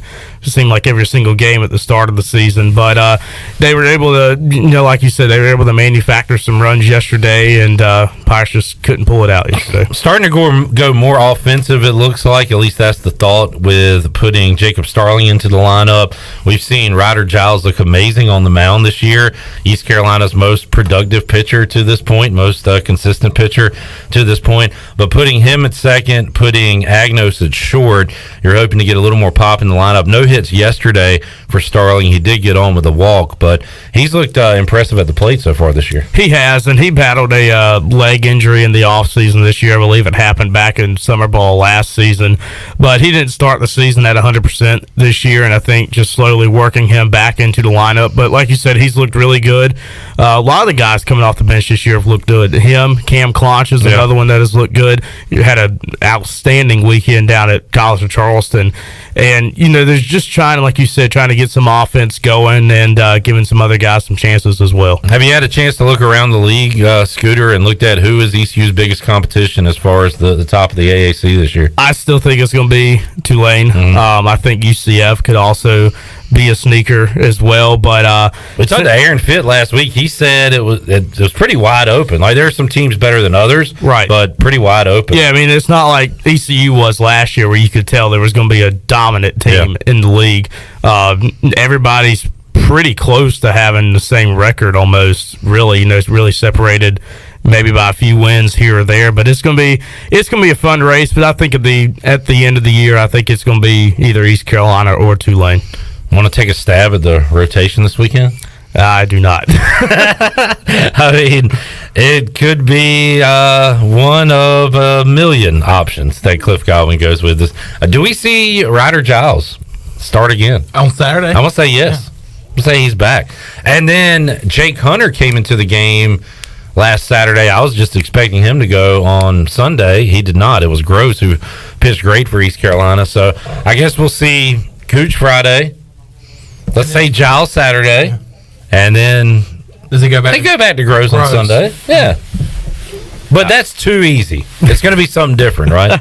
and going back to Josh Groves, I'd asked Coach Godwin about him and his pregame interview for the broadcast on Sunday about trying to extend some of those outings, and he said, Josh is so good with his fastball that he can get the majority of teams out just with his fastball. But once he starts doing that, then starting to work in some of those off-speed pitches to help extend those outings, and obviously that showed last Sunday with his longest outing of the year. Scooter, are you a Skyline Chili guy? I've never been to Ohio. All right, this will be your first trek there. If you try it, let me know. Give us a full review. What do you got, CJ? Skyline Chili, mid. Now, I don't know what the lingo means for kids. Is that not good? Yeah, it's not good. All right. Mid, I'm thinking like middle of the road. It's very average, but that's... Wait, are you using marijuana terms? What? Is that what that's from? No. I hope not. We're not doing that on this show. What are you talking about? I don't know what I'm talking about.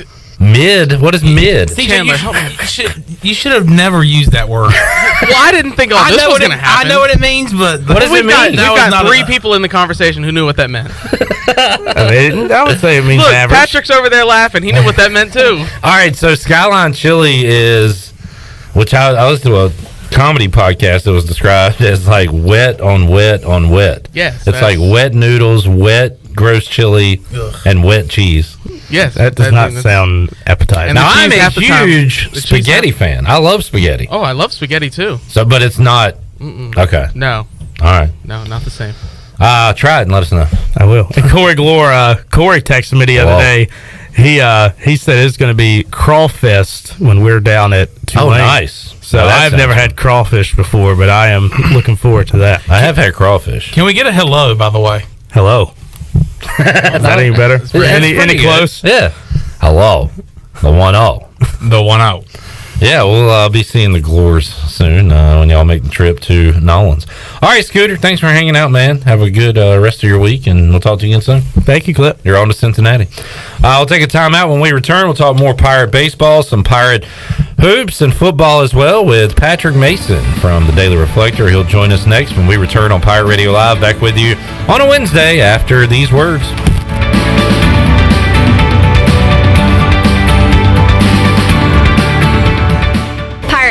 Presented by Sub Dogs and Suddenlink, offers 2 days of piractical tomfoolery. This free event includes 150 vendors, food trucks, art demos, BMX, mermaids, and of course, pirates. Join us on Friday, April 8th from 5 p.m. to 9 p.m. featuring music from DJ Tay James. Then on Saturday, April 9th for a full day of activities from 11 a.m. to 8 p.m., including a concert on the Town Common from Grammy-nominated recording country artist Eric Pasley. For more information, visit piratefestnc.com. You've worked hard to make your business successful, and that's why it's really important to always have a bank in your corner when you need them. This is former ECU baseball player Ashley Capps from First Bank, and our experienced team of local bankers includes Lee Watson, Bonner Latham, Chris Richards, Josh Hooten, and Heath Nisbet. To get the business services that are right for your business today, come and see someone on our team at First Bank on Arlington Boulevard here in Greenville. First Bank, together with our customers, we're creating a world where individuals and communities thrive. Member FDIC, Equal Housing Lender. I can't think of anyone who doesn't love a clean car, but how often do you actually go to the car wash? Does it take too long, or maybe it's just not a very nice place? Tommy's Express changes everything. Our wash is bright, inviting, clean, and fast. I love the flat conveyor belt. So easy to pull onto, much smoother ride, and safer for my car. And when you join Tommy Club, you can wash as often as you like for one low monthly price. I save money and time. We're Tommy's Express. At the corner of Greenville Boulevard and Red Banks Road, Greenville. NCAA Final Four Spotlight, sponsored by Geico. Roach again dribbles to the right side, shot clock at 11. Roach on the drive, bounce to Williams. Left side, elevates with a two-hand slam. Mark Williams right to the rim. 76-59 Duke. The Blue Devils pulled away from Arkansas late to secure a record-setting 13th trip to the national semifinals under Mike Krzyzewski. Up next, they face North Carolina on Saturday. Hear Westwood One's exclusive coverage of the Final Four right here. You're the one who protects the flock, and that requires an eye for detail. Because when safety and well-being are on the line, it's the details that can save lives. Even when no one else is watching, you see everything. Grainger gets you, and we're here for you, and all the ones who get it done with a wide range of safety products and solutions, plus board-certified safety consultants here to answer your questions. Call, click Grainger.com, or just stop by. Grainger, for the ones who get it done. Hi, this is Jeff Charles, and welcome inside the booth. Country Joe has hung up his chest protector. I'll have some thoughts next. I'm Clip Brock. I'm Chandler Honeycutt. I'm Shirley Rhodes. Join us every weekday from 3 to 6 for Pirate Radio Live. We'll keep you up to date on everything going on with ECU Athletics and make you a winner each and every day when we open up the Pirate Radio Booty Bag. You can hear the show streaming online, on radio, and on social. Catch us weekdays on Pirate Radio Live from 3 to 6, right here on Pirate Radio, the voice of the Pirate Nation.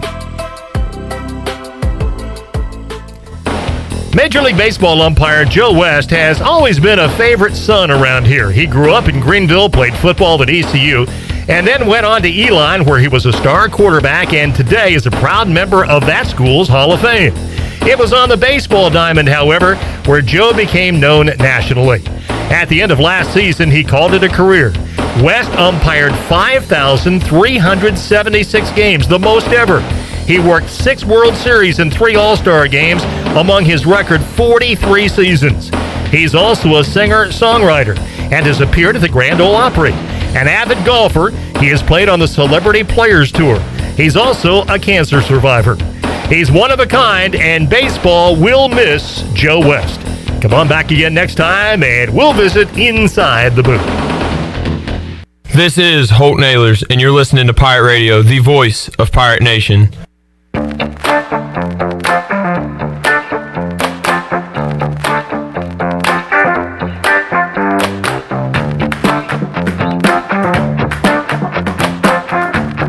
This hour of PRL is brought to you by Tommy's Express Car Wash. Come experience the difference at Tommy's. Now open at the corner of Greenville Boulevard and Red Banks Road. Doesn't your car deserve it? Visit Tommy's Express Car Wash today. Now back to the show.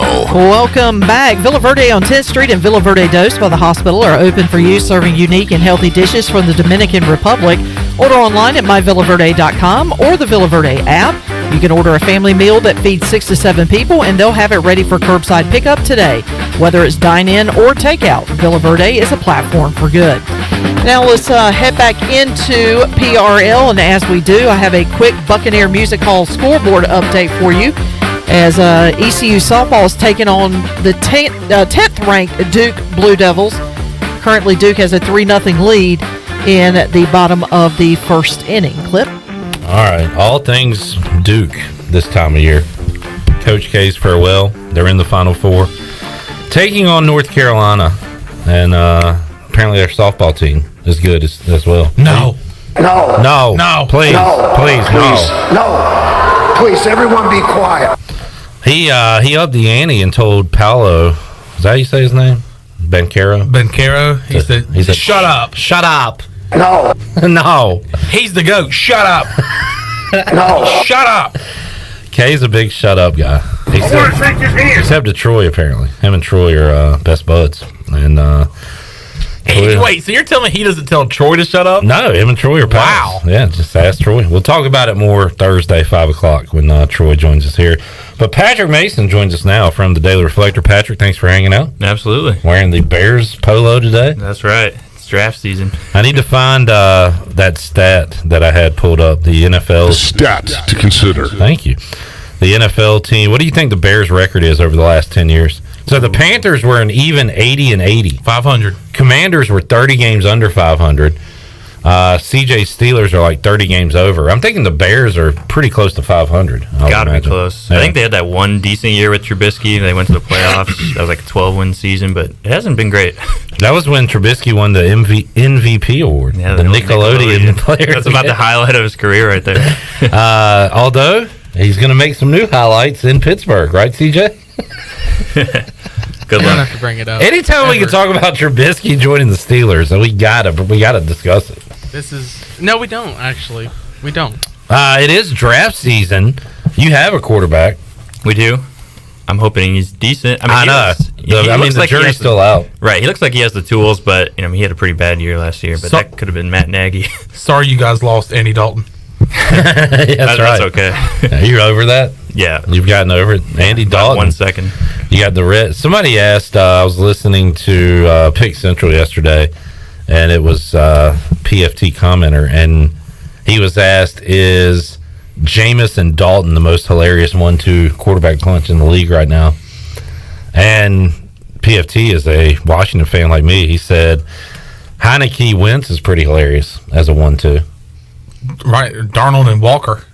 Nah, Walker's not hilarious. Darnold's hilarious. PJ Walker's not hilarious. He's just kind of a thing right now.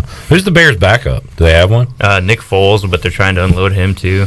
Nick Foles is a great backup to have. I think they got Trevor Siemian, if I'm not mistaken. Dear. But, it's not. That has potential to be hilarious. Yeah, for sure. if he's the QB, where's Nate Peterman? Whoever he's with is the hilarious 1-2 punch because he loves to throw picks. All right. I'm trying to avoid talking ECU baseball with you. That's fair. Lost yesterday to NC State. Patrick, you saw a lot of good pitching, not a lot of good hitting. So what was it like from your vantage point yesterday? Definitely a lot of great pitching. That's been what they've been doing lately. Just pitching awesome, but the offense just can't string anything together. I think on Sunday they grounded into, 3 double plays at least. Had some guys on, but couldn't do anything with it. And then yesterday, I think 3 hits and 1 after the 3rd inning. That's not going to get it done. Sunday was one of those games. I heard Cliff Godwin say it from a player standpoint. It doesn't matter what I'm thinking watching a game, but you're up 2-0 on back-to-back home runs. Groves is cruising, and you got your bullpen ready to come in. I felt like that game was over. You should never feel like a 2-0 game is over, but the way the previous 2 had gone, I thought, okay, let's get the sweep today, get ready for State. Apparently, he felt like some of the hitters may have felt that way too, because you're right. They had opportunities to add more runs, but ton of double plays, and you're up 2-0 feeling good. All of a sudden, boom, you're down 5-2. Yesterday, just couldn't scratch that first run across to get anything going. And I think Sunday was part of the reason you're starting to show some. The bullpen's been great, but you're starting to see that you can't just rely on 3 guys. Yeah. And like you said, they did look awesome Sunday, but eventually some of those guys are going to give up some runs, and that's what happened. And at least 2 of the 3 guys that you're talking about relying on, Mayhew, Spivey, I don't remember the third, but Saylor. Okay, Saylor, and we didn't see him yesterday. But, the Mayhew and Spivey specifically looked really good for East Carolina yesterday. They look great, and I think that was Mayhew's first start. And just watching him work against right-handed hitters is awesome. I'm sure NC State knew ahead of time, but they loaded up their lineup with righties, and, Mayhew shines against those guys. It was awesome. So you have no biases, no, preconceived what you've seen from the past for East Carolina, so all you can go on is what you've been told and what you can see with your own eyeballs. So I don't know, what do you think about this offense, this Pirate offense right now, and do you see some hope that they can get clicking like they have been able to do in years past once conference play begins? I definitely see. There is hope for sure, especially Josh Moylan picking it up lately. I think he was moved up in the third spot. If some of these guys can, start barreling up some pitches, it is a decent lineup, but they just, I think too often maybe they're swinging right away, or, just grounding out, rolling over on stuff. So it doesn't seem like they're putting together complete at bats, which has got to be frustrating because it looks like the talent is there. It just hasn't performed like it should. Starting to see more of Jacob Starling, and we're seeing more Ryder Giles on the mound than we are in the field right now, and he's been awesome on the mound for East Carolina. But Starling, maybe Cam Clonch, of course, JCC has been, or JJC, I should say, has been in the lineup the entire time. But maybe some of these guys we didn't think we'd see going into the year might start getting more ABs moving forward here for East Carolina. And I think Jacob Starling's, the way he's played, right away since he started playing has helped make Giles' transition to the pitching mound a little more, palatable. Yeah. Just kind of gives them some more options because, he was great. Obviously, you never think, Ryder Giles weekend starter, but, he hasn't given up a run yet, so I guess you just keep going to him and see what happens. I haven't mentioned that with him. We all know the numbers, but we're trying not to jinx it, but hey. Yeah. I don't really believe in jinxes. I'll tell you what, though. I hope you're not a this game's going by fast guy. No. Okay. No, because I know way too well that as soon as even though I don't believe in jinx, as soon as you say that, it's gonna be 4 hours. Oh yeah. So if a game's going by fast, just enjoy it, folks. Don't mention it. Don't talk about it. That happened on Sunday, where an intern for Eric Ward, who I was working with, sent. Is it me or is this going by really fast? Sent that in the group chat. Then we had our first pitching change, our first review, our first extended inning. So, folks, let's keep it rolling. Just don't even mention it during a game. Did you enjoy Pro Day yesterday, being out there, Patrick? I did. I thought it was interesting, and I haven't really been to too many of them, but my biggest takeaway was how quiet it was outside. It was, I know they got to focus and stuff, but it was wild. People are whispering. You're on a football field. You just don't see that happen often. So it was definitely unique. I guess usually there's like music, there's pads popping, but yeah, it was just guys running. All you could hear really was the scouts. Instructor. Yeah, the scouts telling them what to do. Yeah.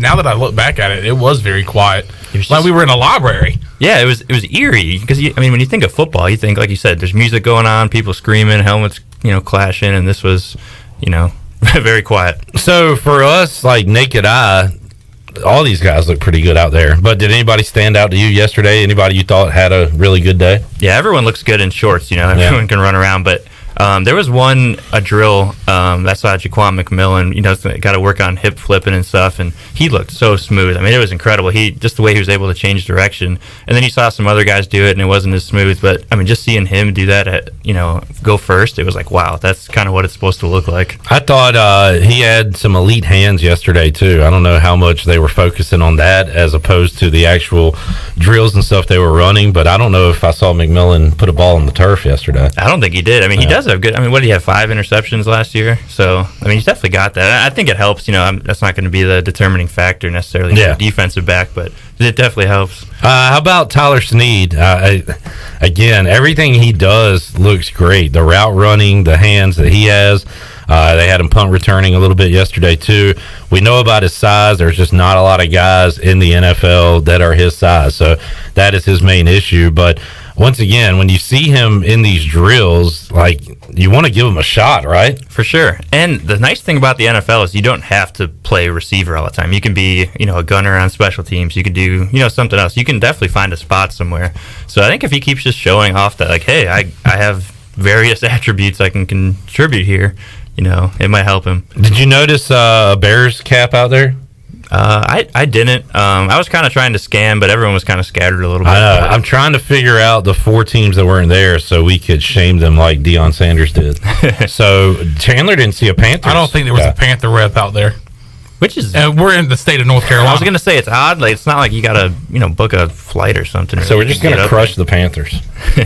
Like we always do. Let's do it. Yes, that's what we're going to do. So you got that going on. You've got... I don't know, Patrick, any players enter the transfer portal today from East Carolina in basketball?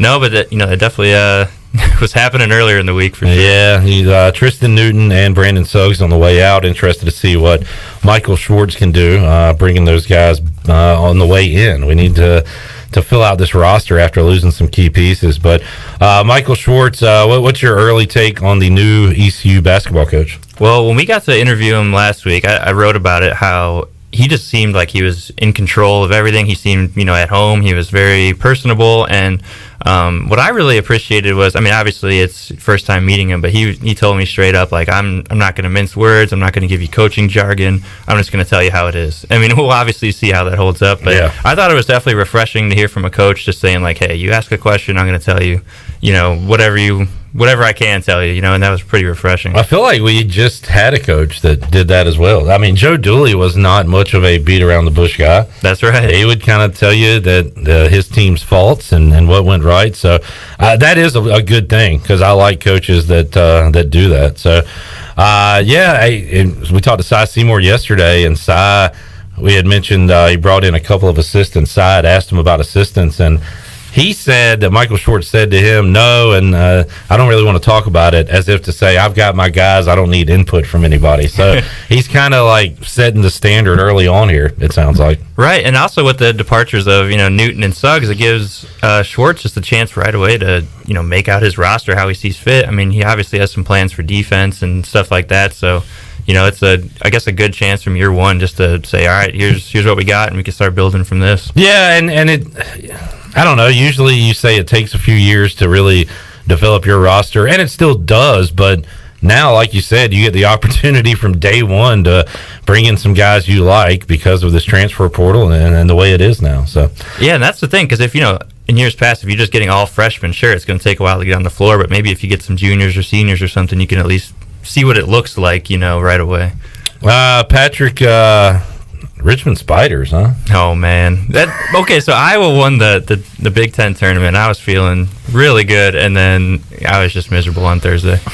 Yeah, your team doesn't make it out of the first day, the first afternoon, like the early window. Right, they're out. It was like game 2 or something, and I'm like, really? Like, this is how the tournament's going for me? Kind of a bummer. What do you think about the Final Four? The Blue Bloods are there. The undercard is fantastic with Kansas Nova, and then you got North Carolina Duke meeting for the final time in Coach K's career, the third time this year. What do you think happens this weekend? So I came in here really not having a favorite. Obviously, I'm from out of state, so I was just so pleased with this matchup. I mean, I think it's going to be awesome. I just want to watch, craziness happen. I want it to all burn, I want to see it all. Cy brought up a good point yesterday that the team that wins on Saturday night is going to have so much emotion coming off that.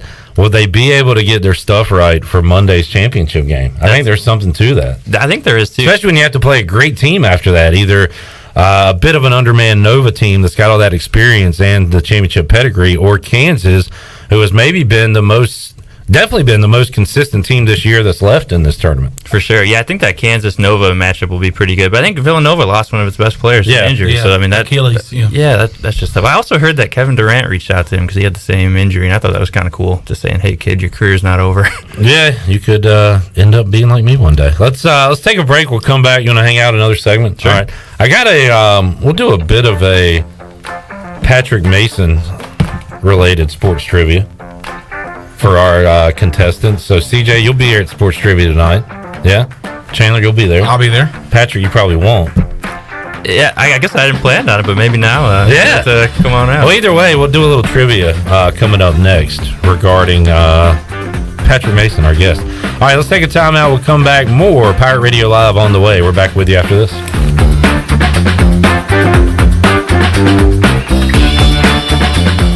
In studio with Jeff Stein from Brown & Wood. What's new, Jeff? For service, we're doing touchless pickup and drop-offs. So when you pull your vehicle in, we greet you at the car and open the door for you, but we're putting plastic on the seats. We're having a steering wheel cover put on. We even have shift knob covers now this year. And then we have the customer actually drop the key in a baggie, and they're the next one to touch that key when it comes out of the baggie when they pick up their vehicle. So just want to make sure we take care of the customers that voted us number one. Brown & Wood, your number one dealership in Greenville and the home of the lifetime powertrain warranty. Eastern North Carolina, get ready, because it's going up, all the way up. Welcome, ladies and gentlemen. Lady B, along with the Enforcer, present April Fool's Purple and Gold Pirate Party. Let's get it. With celebrity guest DJ, DJ Cleve. You know it's the one and only. April 1st at the Greenville State Theater, 110 West 5th Street, Greenville. Attention, everyone. 7 p.m. to 1 a.m. For more info, 252-414-9222 or 252-916-1471. Your first stop for shopping is at Shimmer Boutique. This is Ashley from Shimmer. We are fully stocked with the latest apparel, shoes, and accessories and more. If you need gift ideas or some shopping therapy for yourself, stop by today. Looking for the hottest shoes on the market? Shimmer has the biggest selection of Hey Dudes anywhere. Shimmer has the newest Yeti products and colors. Want this year's most popular bag? Shimmer has a great selection of all your bog bag needs and accessories. Shimmer in Greenville, Winterville, and Jacksonville. Hey Pirate fans, Derek Pizzeni from Carolina Wealth Management. Are you a fiduciary? That's a question every investor should ask their advisor. A fiduciary is an individual who acts in the best interest of a particular person or beneficiary. Is your advisor a fiduciary? You should know it's your money. At Carolina Wealth Management, we do things differently from other investment firms. To learn more about the benefits of working with a fiduciary advisor, visit mycarolinawealth.com. That's mycarolinawealth.com. In Greenville, you know how much it means to have neighbors you can count on, like the one who mowed your lawn that week you were sick. Well, here's another good neighbor you can count on, State Farm agent Timothy Sawyer. Timothy and his team are here to help life go right when you combine home and auto insurance, which can save you money and time. So combine home and auto and start the savings rolling. Call State Farm agent Timothy Sawyer at 493-0002 and start saving today. Crust is the most important part of stuffed crust. It's half the name. Papa John's crust is made from 6 simple ingredients.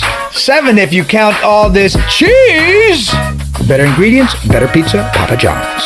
Hey Pirate fans, the Papa John's Epic Stuffed Crust One-Topping Pizza is only $13 and is an MVP move for game day or any day. Place your order online at papajohns.com and sign up for Papa Rewards. Papa John's, the official pizza of the ECU Pirates. The convenience of Pitt Greenville Airport is waiting just outside your front door. Service is back, so you're connected to destinations worldwide through flights from American Airlines. Plan your next trip. Book your flights today at flypgv.com or aa.com. Avoid the long check-in lines and congestion at the big airports and fly local at PGV. Fast, convenient, and close to home, PGV has more American Airlines flights. Book today at aa.com. PGV, where the Pirates fly. Great food, great atmosphere, and great service is Otavola Market Cafe. Otavola is simply a restaurant that focuses on that, being a great restaurant. There's something for everyone at Otavola. The menu offers a variety of great choices like pastas, pizzas, sandwiches, soups, salads, and seasonal rotating selections. Lunch or dinner, Otavola is always the right call. Call ahead and get Otavola to go, or stop by the bar for a drink with friends. It's simple. Come and eat at Otavola Market Cafe, Red Banks Road next to Food Lion, and OtavolaMarket.com. Otavola, Pirates supporting Pirates. Hi, this is Phil Steele of Phil Steele's College Football Preview Magazine, and you're listening to Pirate Radio, the voice of Pirate Nation.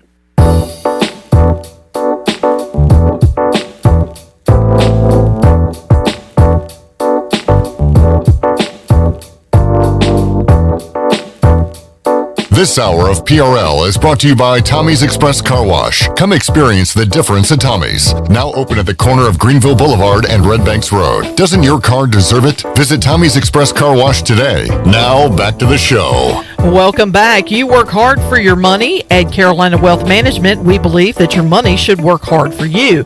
Do you know if it is? To learn more about your investment portfolio, go to mycarolinawealth.com to schedule a free consultation. That's mycarolinawealth.com.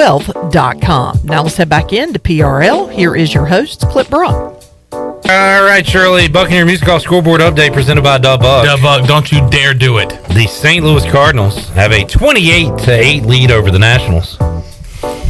Oh, 28-8. Is Burley playing? And what is his stats for today? Alec Burleson came in as a pinch hitter.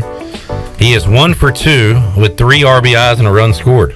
Yes, sir. I'm going to assume a 3-run double, but could have got it a different number of ways. But he has added 3 RBIs to the 28-run total that the Cardinals have put up on the Nats today. And I don't know if Cade Cavalli is in the long-term plans of the Nationals. You familiar with him, Chandler? I have heard about him this spring. He gave up 11 runs, 10 earned. So not all 11 were earned. 8 hits, 1 walk, struck out 2. That a boy? That a boy? 11 runs in 2 1/3 innings for that guy today. That guy. And this guy. Oh, no. Anibal Sanchez? That can't be him, is it? No, what? It is. He's still pitching. He's 38 years old. He was with us and it was a great contributor. I think he played for the Expos. But no, he was a great contributor during that World Series run a few years ago. Well, he gave up 10 runs, 10 earned on 12 hits, walked 3, struck out 2. Yikes! What a day at the yard for the Cardinals. Albert Pujols is a Cardinal again, by the way. Went 1 for 3 today. How's my boy D. Strange Gordon doing? D. Strange Gordon, 1 for 3, had a run scored, and that name is really all across his entire torso. Attaboy. Yeah. Attaboy D. Nat's looking good. Atta baby. What was that final again? 28 to what? Oh, Shirley. It's not a final. Oh, Shirley. It's Oh, not a no, final. it's not a final. They got Oh. 2 on. They're trying to get 30 right now. Top of the 9th. So we'll keep you posted. Gunning for that. No, but it's 28 to what? 28-8. 28 to 8. What's if I was a national, I wouldn't tell anybody. What's our softball score? 3-0 still, but you've got runners on the corners with 1 out for Duke. Okay. We are a week and a day away from the beginning of Major League Baseball, the opening day.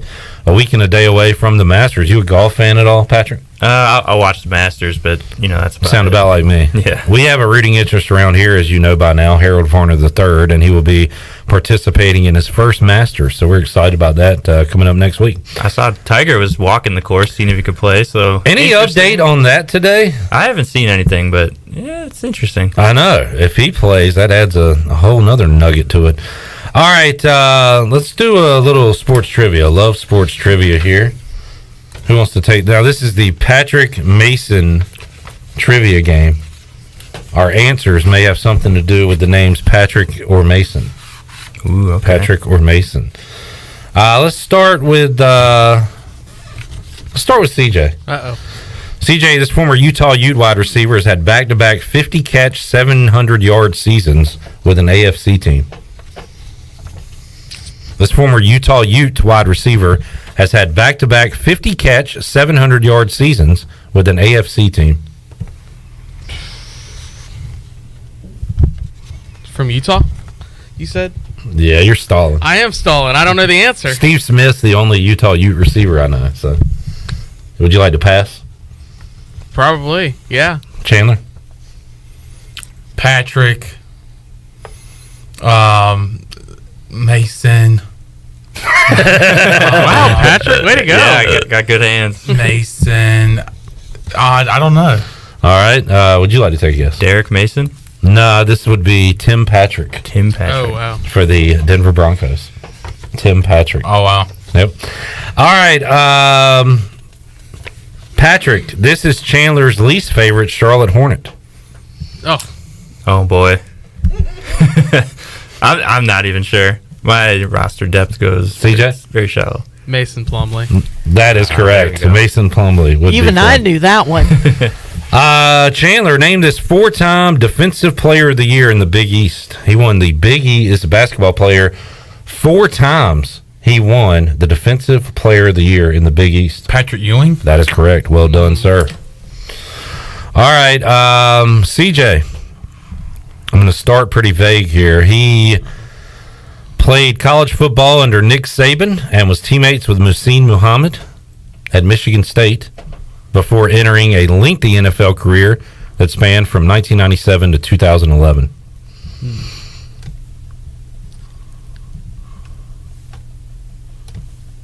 He racked up over 12,000 receiving yards in his career, 66 receiving touchdowns, had almost 1,600 punt return yards, had over 3,000 kick return yards.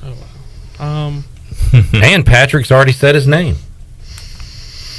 This was a little before. Well, it's not before your time, but who is it, Patrick? Derek Mason. That is Derek Mason. Was he a part of was he part of the Music City Miracle? That was Dyson. Kevin Dice. Oh. Dyson. That was Dyson. Watch it. Dyson came up a yard short in the Super Bowl too. I want to say against the Rams. Yeah. I just remember as a kid, seeing Mason on the back of his jersey. I was like, "Hey, that's pretty cool." Chandler, this was for a time in the '90s my favorite Charlotte Hornet. And now that I've read stuff about his personal life, I don't know if I should say he was one of my favorite players. Had a bit of he has passed away now. And he used to write things in the back of his head. More known for being a New York Knick. Tough son of a gun. Used to play some point forward. Had an ugly jump shot. But what are you, too young? Shirley knows it. I think it was. Do you know it, Patrick? I don't. What is it, Shirley? Is it Anthony Mason? Anthony Mason. Mace. Yeah, Mace. He also was one of the ugliest dudes you ever saw. He was not a pretty fella, but he got the job done. He just was not an attractive looking guy. Any y'all want to add anything to the? This golfer is hated by many. Patrick Reed. Yes. God, what a jack-a. Jack-a. I'm afraid to say anything with. Shirley, who's Jack A? She was like Jack A. Harris. Yes, she's in 227. Yeah. Mary.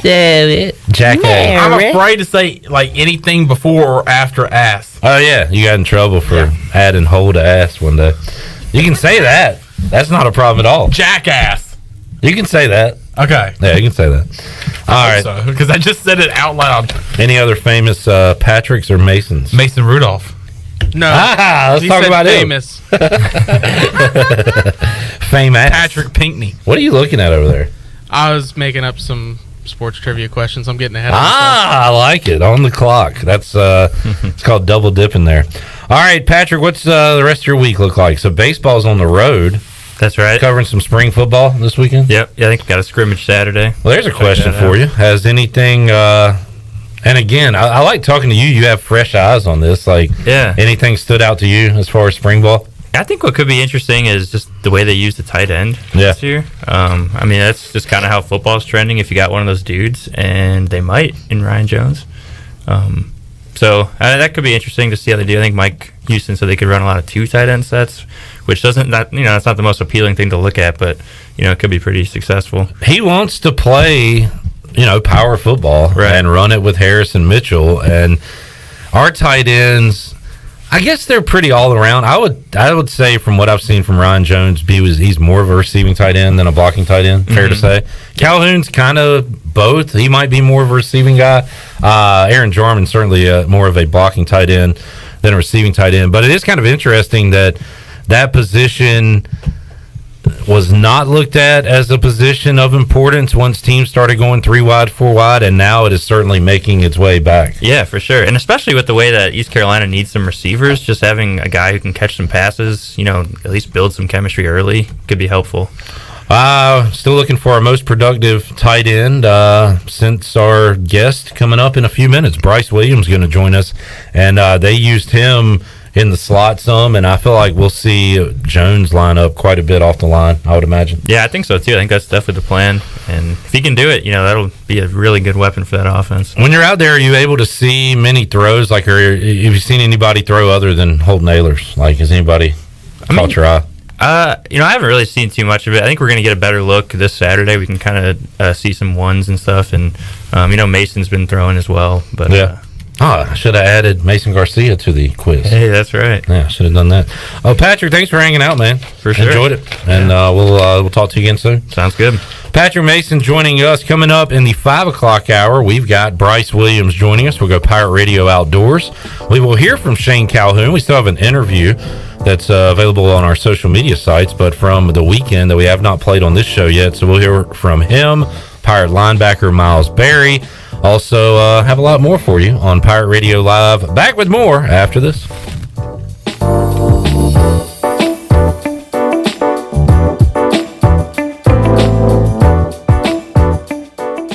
Do you want to get rid of wrinkles, tighten and lift your skin, smooth your skin texture, erase veins and brown spots, and get rid of unwanted hair? Are you interested in Botox or filler? Contact the licensed professionals at Beauty Bar Medi-Spa on Red Banks Road in Greenville. All products and services are on sale at our spring extravaganza, April 4th through the 8th. BeautyBarMedispa.com. Enjoy your visit.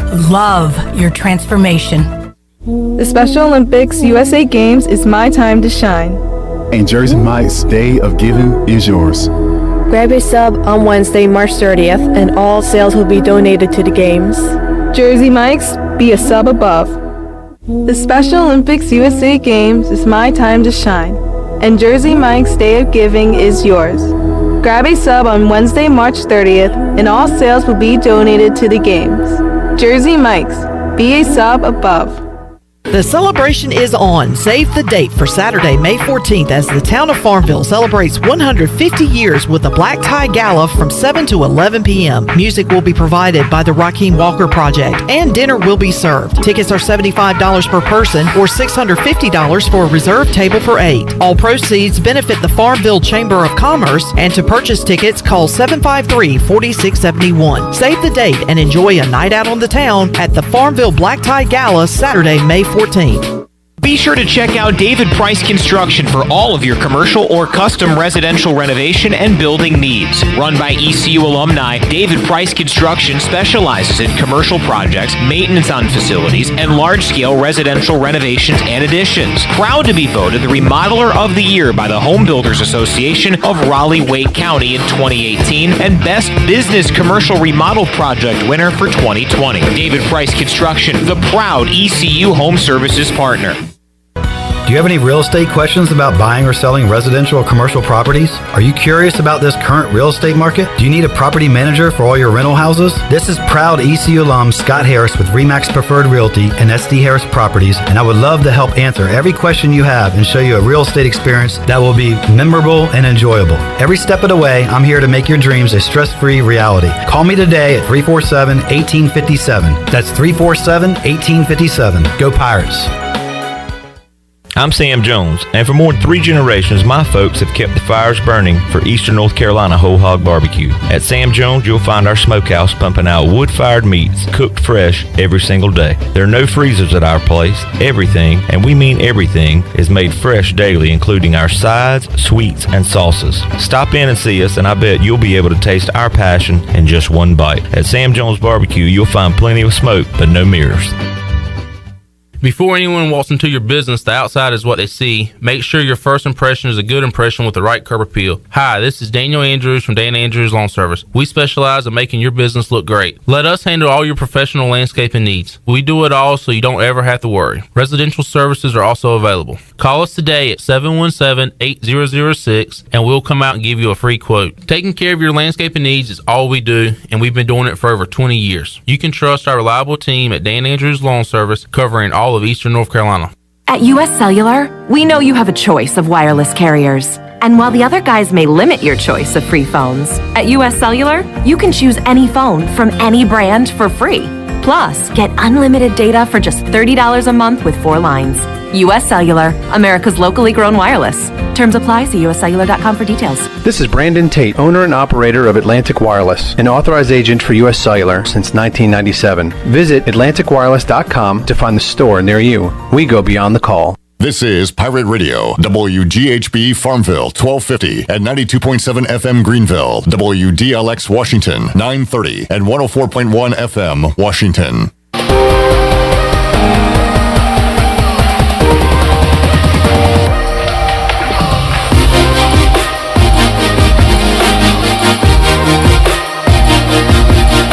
You're listening to Hour 3 of Pirate Radio Live. This hour of PRL is brought to you by Bud Light, reminding Pirate fans to stay in the game and drink responsibly. Bud Light, the official beer of the ECU Pirates, and proudly distributed by Carolina Eagle Distributing since 1989. Now, back to the show. Welcome back to the show. Live well, move more, and hurt less with Kinetic Physical Therapy. If you're recovering from an injury, getting back into sports, dealing with everyday pain or fatigue, then Kinetic Physical Therapy can help you get back on track and live well. Kinetic has nationally certified therapists for physical, occupational, speech, and massage therapy, all in the state-of-the-art facility on Arlington Boulevard in Greenville. Visit kineticptgreenville.com. And as we head back into the show clip, I do have a Buccaneer Music Hall scoreboard update for you. It is a final. The Cardinals did beat the Nationals by a final of 28-8. I'm seeing 29. Excuse me, 29. I'm upset they didn't get to 30. Yeah, they came up just a little short. And congratulations to Bryant Packard. who is participating in spring training with the Detroit Tigers, just went yard. And whoever the heck they're playing, they're up 13-1. I just did not get, when they posted it, they did not say who the opponent was. So I'll have to go back and look for that. But he just went yard. We have the video up on our social media on Twitter. You can see that there. And ECU softball still trailing Duke 3-0. They are now in the top of the fourth inning. All right, so at Sherry Cousin got that video of the Pack home run, and I heard it and I thought it was like one of Bryant's relatives or something, but I looked at the account and she is a wife, mother, grandmother, a Detroit Tigers fan, and a Lakeland Flying Tigers season ticket holder. Oh, okay. And so it's the Lakeland Flying Tigers, which should be might be the AAA affiliate. Well, this is how it sounded. This is it's very cute. This is how a older woman Tiger fan watches Bryant Packard hit a home run. You can hear the bat too, which is it's a pretty good bomb he hits here. Oh yeah, that's a nice one. Nice sound. Yes! All right, Brian. Okay, I take that back. It is the single A I thought that affiliate. was a part of the video. I was about to say that sounds like Shirley Rhodes. Relax, Chandler. You're like, oh, that's a great sound. I thought that was coming from the video. Oh, no. No. I was like, that sounds just like Shirley. No, the Lakeland Flying Tigers is the single A affiliate of the Detroit Tigers. And she is excited for some Bryant Packard. Yeah, and she posted that video and tagged Bryant's dad in the tweet. Very cool. Brian's dad is taking the video. No, I'm just kidding. Like that time in the lane. Time for a lane check. Are you in your proper lane right now? Whoa. I think you dozed off and kind of went off the road a little bit. Let's get back on it. Let's get back on that road. I'm going to get a sound bite that just says stay in your lane. I think... then do it. Ooh. You got to come back over here at some point during the show, even though I have to leave early. Because you're leaving. Yeah, you still got to come back over here, though. I know. I'm going to wait till you leave. I'm going to wait till you leave, though. Lamar Ball. Is that his name? LeVar Ball. Isn't he a big stay in your lane guy? Stay in your lane. I feel like there's a clip out there with him saying it that we could... Never lost. I got to say, he has been... quiet. He was that one Hornets game this year. And isn't it lovely? That was my main concern about drafting LaMelo Ball, is that this guy would be around the whole time. This clown. But he hasn't. Every game. I got to give him credit. He has been away, and look how good LaMelo has been this year. So, big one tonight. Big ball game, Chandler. Malcolm Jenkins retired. 2-time Super Bowl champ. We've got a Malcolm Jenkins retirer update. He has retired. All right, we'll talk some Pirate football. Bryce Williams. Oh, Bryce, you can come in. Your segment's begun. I think he's waiting for me to get out of his seat. We got our segment started a little early, so you can come on in. Welcome. You want me to get out of your seat? Yeah, come on in here, Chandler. Oh, last time Bryce... Ideally, that would be great. Last time Bryce had to move seats, he was a little touchy about it. Troy had him moving seats, and he was a little... Oh, look, Troy's going to get that seat every time. A little upset about it. Oh, yeah. Bryce showing off a little ink today. Oh, yeah. With the sleeves riding up, them guns looking good. Hey, don't make me and Clip have to get out of our sleeves. We do have tattoo sleeves in the building that we can put on at any moment. Don't make us show you up. We might do that next segment. Bryce, how you doing, man? I'm doing good. How are y'all doing? Doing fantastic. Coming a day after Pro Day out at the ECU Fields, and also spring ball going on. I tell you, Shirley, let's talk a little spring ball, because we have an interview with Shane Calhoun that we have yet to run, and want to get Bryce's take on that and the offense and how the tight ends might work in this 2022 offense for East Carolina. So let's hear Shane Calhoun from this past weekend after the spring scrimmage. For you, I mean, you obviously played a lot last year, you and Ryan, and with some key playmakers gone, maybe y'all have more to tight end sets.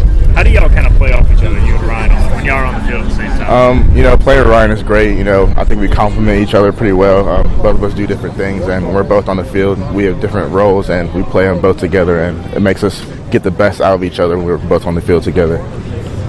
Not to give away any secrets, but are y'all putting in some new stuff this spring, this offseason, as far as like how to even utilize you guys even better?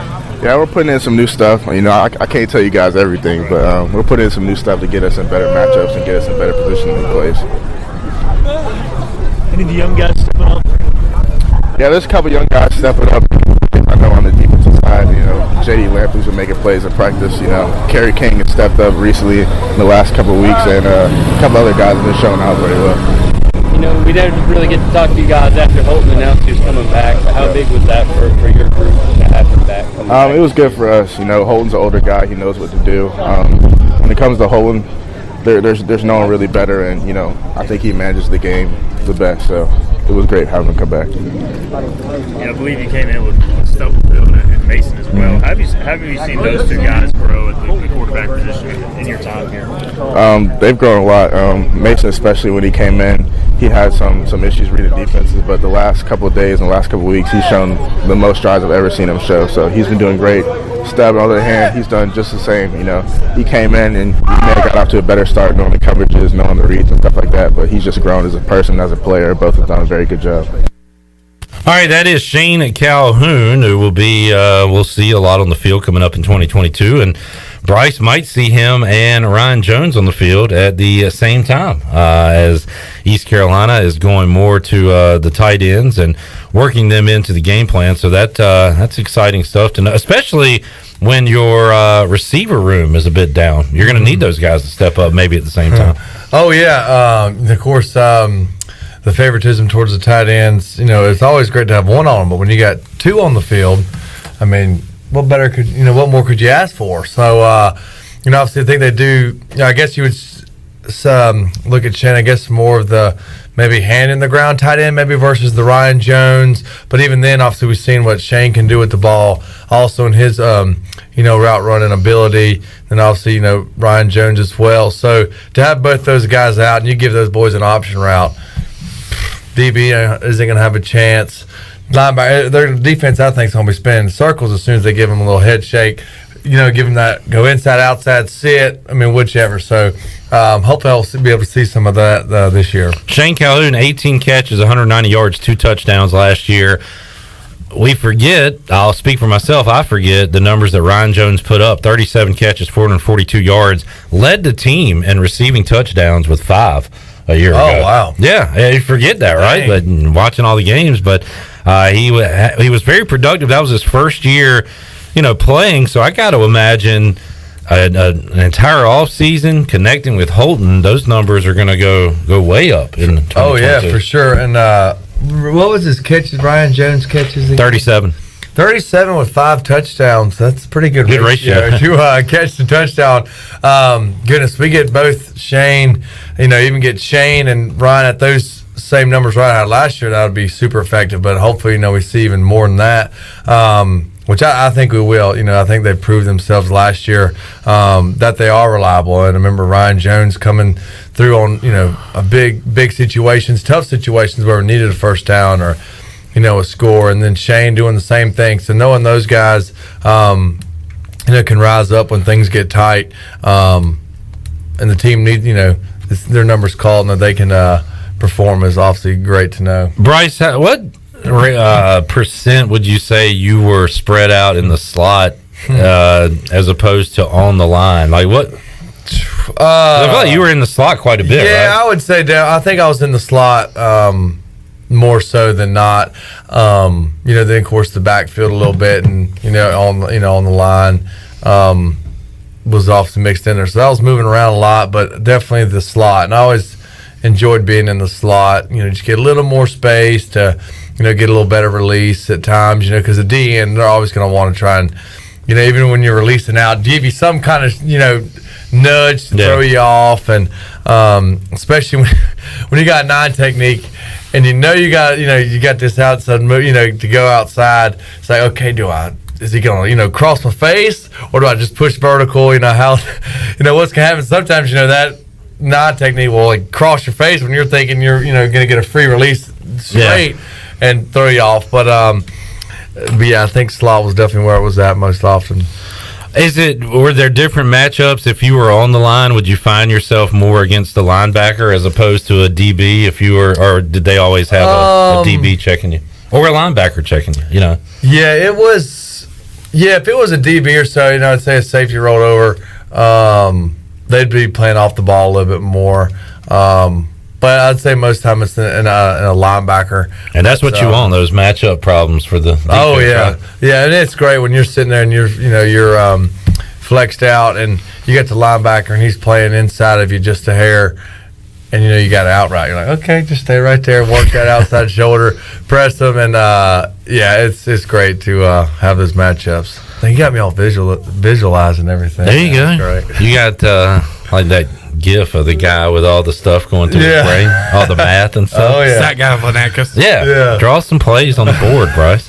All right, let's also hear from Miles Berry, Shirley, East Carolina linebacker, as we spoke to him out at ECU Spring Ball over the weekend. It feels like the defense, and we didn't get to watch the whole scrimmage, it feels like the defense had a good day. Maybe they're always ahead of the offense in that first scrimmage. Do you kind of feel that today? Yeah, I just feel like we're molding at such a great level, and we're just competing at a high level, and offense is also giving us a great competition, so we're just getting better on both sides of the ball. You lost some big pieces from last year. How are the new guys kind of stepping into the role? It's just next man up. We lost, like you said, we lost some key guys, but we have some young guys ready to step in. We have a lot of experienced guys from last year that might not have started, but still got a lot of key experience. So those guys are just ready to fill in those big shoes. How are Taylor Jackson and Jacoby Simpson coming along behind UNX? Because those two guys have played a little bit in the past. They probably will see bigger roles this year. Yeah, I mean they're ready. Those guys are ready. They know the plays. They know what they're supposed to do. So like I said, next man up mentality, and they're ready to go. What does it kind of feel like being a new scrimmage since it's been a little bit here since we played some football? It feels great. I can't complain. I'm just blessed to be here, blessed to be able to compete at a high level. Everybody's just, like I said, blessed and thankful to be here, so it's great. For you, having the extra year after COVID, how much does it mean to kind of get that redshirt year back, have a fifth year at ECU that otherwise maybe you wouldn't have had? I'm blessed and fortunate to have it. That's one of the only good things that I can really take away from COVID, but also being able to get my master's with that extra year it's great. So I love being here. I love being able to compete again with my brothers, and I'm ready to finish strong this last year. We talked about it last year, continuity with the defensive coordinator. Now the third straight year with Blake Harrell, your position coach. Like, is it almost second nature now coming out here and executing? Yeah, most definitely. And like you said, the third year being in the defense, really don't have to think. We know the plays, we know what we're supposed to do. So now we're just lining up and competing. And I think that's why you see defense flying around at such a high level, because we're not thinking as much as we used to in the past years. So ECU is going to play some tough teams this season. They're likely not going to go undefeated. They're going to play a top 25 team to start against NC State. So I'm not saying this is going to be a cakewalk, but man, it just sounds so refreshing to hear Miles Berry there talking about year 3 of Blake Harrell. They know what they're doing. Now they can add more to it or just fine-tune what they're doing. Same thing with Holden at quarterback and all the returners there. Just feels like they are so far ahead this spring as opposed to springs past, Bryce. Oh, yeah. When you have things coming second nature to you, that's when everything's flowing and teams are playing great. That's how it was. When I was playing, our offense didn't have to think. Our defense didn't have to think, and obviously it shows how successful we were. So knowing finally we've got a consistent coaching staff, and seem like the players are all under the same coaching staff and familiar with everything. I don't see why this coming year we can't be just as successful, bowl eligible this year as we were last year. Bryce Williams joining us. Bryce, sad news last Friday night. Was sitting there watching basketball with Chandler and saw on social media that Dave Nickel had passed away. Oh, yeah. I didn't even know that he had taken a leave of absence from USC. Chandler. Yeah, it was just a couple. It was a couple of days. I didn't before, know he was sick. I didn't. Yeah, it was a couple of days before the tragic news that we had learned that he had passed away. Yeah. That he was stepping away from coaching. due to health issues, and he had just he had just got that job at USC thanks to his old buddy Lincoln Riley reaching out to him, and I think he was the inside receivers coach, I think it was, or something like that. But just like that, he was having to step away, and then a couple of days later, we learned that he had passed away, which was sad, and that's obviously a former coach of yours. Yeah, Coach Nick, when you think about him and I, this one before I guess he was OC, and it was over a year, and he knows from Texas, and I remember I was singing some oldies country song, and then I knew he was a fan of country music of that genre, era, and so that was a little fun connection me and him had, outside of football, and I always loved joking around with Coach Nick, and he was fun. He brought energy, and he was funny, and it was funny to see him get fired up at the outside receivers, and he was a great guy, great coach, and I definitely enjoyed the time I had with him. I don't know obviously the extent of what his health issue were, but it's definitely a shame to know you got a great job, be back with your former a friend, with Coach Riley, playing at the University of Southern California. I mean, what an opportunity that is, and to obviously just hear that he's obviously passed away is definitely a shame, but he's, I guess, obviously no more pain. So I think Dave Nickel, I think he was the dude. He was the guy that always says dude. Well, they got some dudes. Describe it. Do you remember? Yeah. He did that with us in the media. Like, all right, you got whoever coming to Houston this weekend. Well, they got some dudes. You look at their defense; they got dudes up front. Sounds like they got dudes. He would also he had a good sense of humor. But one thing I remember about him, he would kind of like do his interviews. He'd be kicking his feet and like looking at the ground. He'd give us great answers, but he'd like talk the whole time. Yeah, he's not. Yeah, could not just sit there straight. I always remember him fidgeting. He was fun. It's good to just think back to those memories with him. When we were at ECU. Well, we'll talk a little pro day, a little more football with Bryce Williams. We'll go Pirate Radio Outdoors and make you a winner. A lot to do here in hour 3 of our show. We'll be back with more on Pirate Radio Live after this.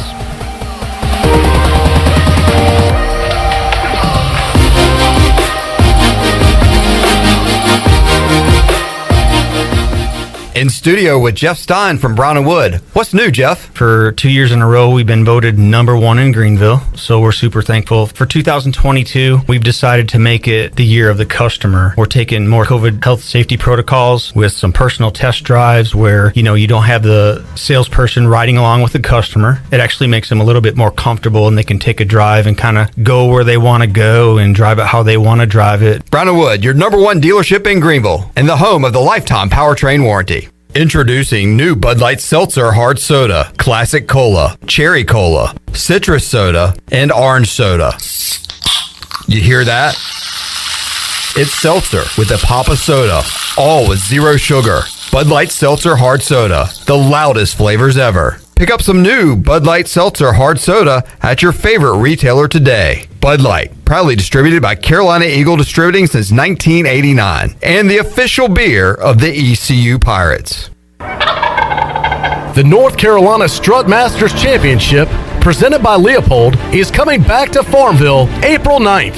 Put your skills to the test against some of the best turkey hunters in the country, like Michael Waddell, Nick Munt, Nate Hosey, and many more. The top scoring birds will win big prizes up to $30,000. There'll be live performances by Mikkel Buck, Nate Hosey, and you never know who else will show up. Deadline to register for 2-man teams is April 2nd. Registration now open at ncstrutmasters.com. Come pop a top at Jarvis Street Bottle Shop. Jarvis Street Bottle Shop is a specialty shop selling craft, domestic, and import brews, along with wine and growlers. Hosting a tailgate? Stop by the shop and grab a keg for your party or event. The Bottle Shop offers monthly beer and wine tastings featuring rotating NC craft breweries, along with live music and discounts. Stop by the shop Tuesday through Sunday, or check them out on Instagram, Twitter, and Facebook. This is Dr. Phil Perdue with Orthopedics East and Sports Medicine Center. My colleagues and I recognize how difficult this time is for everyone in our community. We continue to see patients during the week while taking precautions to keep everyone safe. Our extended care clinic is now open on Saturdays and Sundays from 10 a.m. to 2 p.m. so you can avoid the emergency department for your urgent orthopedic care. For more information, please contact us at 757-2663 or visit our website at orthoeast.com. Before anyone walks into your business, the outside is what they see. Make sure your first impression is a good impression with the right curb appeal. Hi, this is Daniel Andrews from Dan Andrews Lawn Service. We specialize in making your business look great. Let us handle all your professional landscaping needs. We do it all so you don't ever have to worry. Residential services are also available. Call us today at 717-8006 and we'll come out and give you a free quote. Taking care of your landscaping needs is all we do, and we've been doing it for over 20 years. You can trust our reliable team at Dan Andrews Lawn Service, covering all of Eastern North Carolina. This is Mark Washington with Max Sports Performance at Max Fitness. Our facility has reopened and is following all safety protocols. The best thing you can do to strengthen your immune system is, of course, to work out and exercise on a regular basis. I can assist you as your performance coach. You can also enjoy the benefits of a private facility. Avoid the crowds and work out at Max Fitness. Now is the time to get healthy. Max Fitness, just off Highway 43 in the old Ace Hardware building behind Speedway in Greenville. Call me, Mark Washington, 902-4877. Hello, friends. This is Troy D, here to let you know that the Masters is just around the corner. Stock up on all your Masters gear with a visit to Tailgate Classics. Tailgate Classics has a wide variety of vintage, officially licensed Masters polos and hats. Check out Tailgate Classics in person at 304 Evans Street in downtown Greenville or online at shoptailgateclassics.com. This is Mike Houston, head football coach at East Carolina University, and you're listening to Pirate Radio, the voice of the Pirate Nation.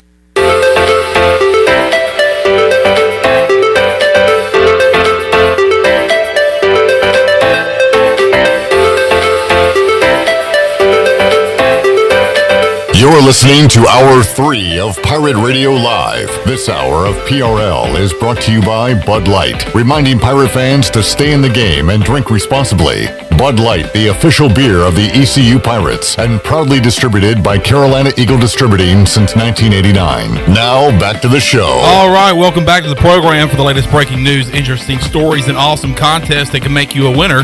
Be sure to follow Pirate Radio on our social media on Facebook, Twitter, and Instagram at PR927FM. Join the close to 54,000 followers today at PR927FM. Now let's head back into PRL. Here's your host, Clip Brock.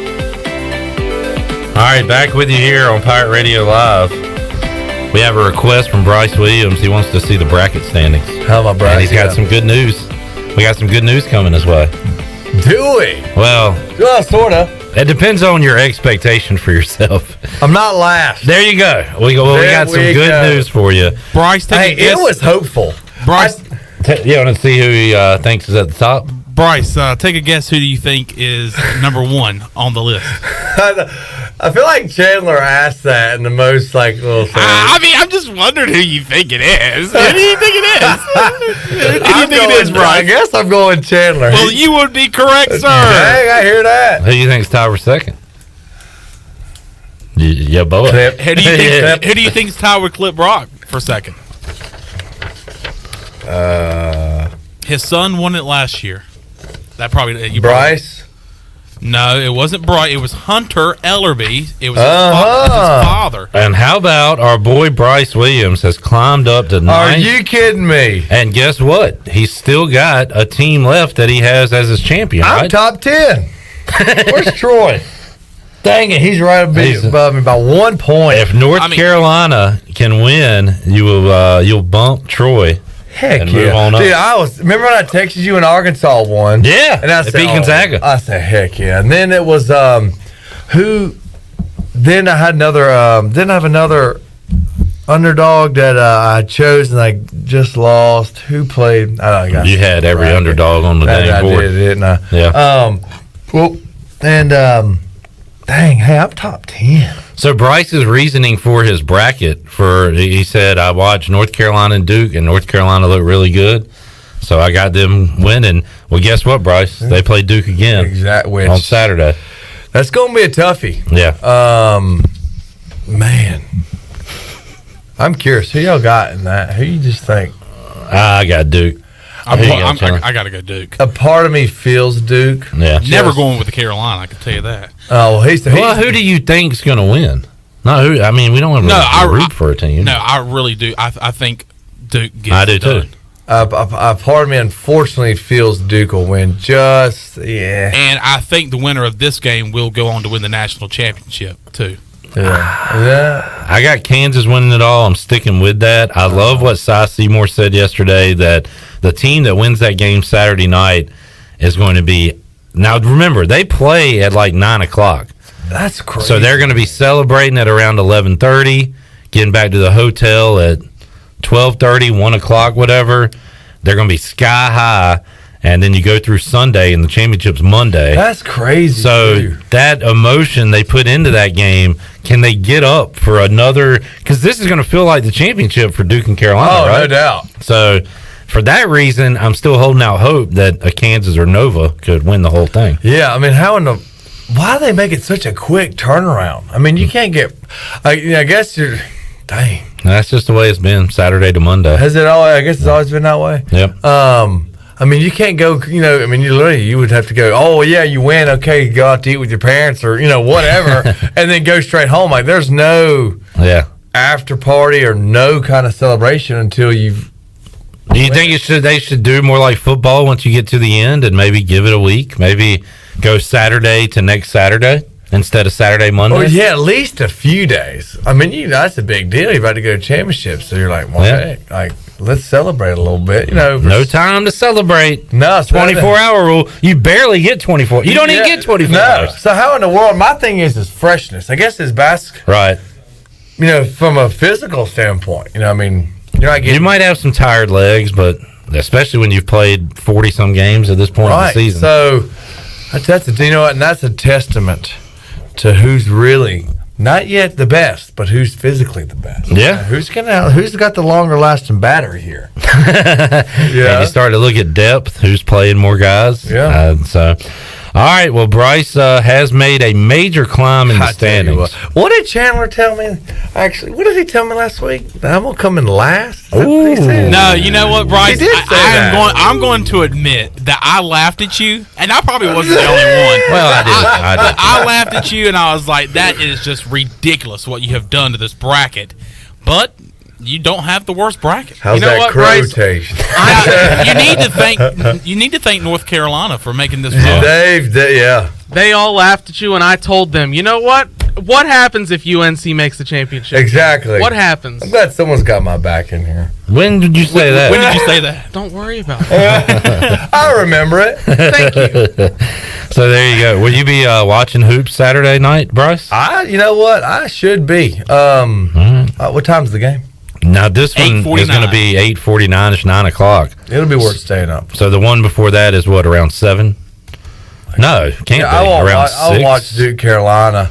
I bet my dad and brother are going to be freaking out. 6:09 tip-off for the first game, and then the second game scheduled for 8:49. Oh, of course they give it. I guess that's more prime time. Bryce, if you were a big country music star, and you were a big Carolina fan, let's do it. Well, he already knows the situation. Right. How about ECU is in the college football playoff? Is in a college football playoff, and you got like your biggest hunt of the year, or like you got some job. I don't know. You got the Strut Masters coming up. Yeah. Do you drop everything and say, I'm going to this ECU football game?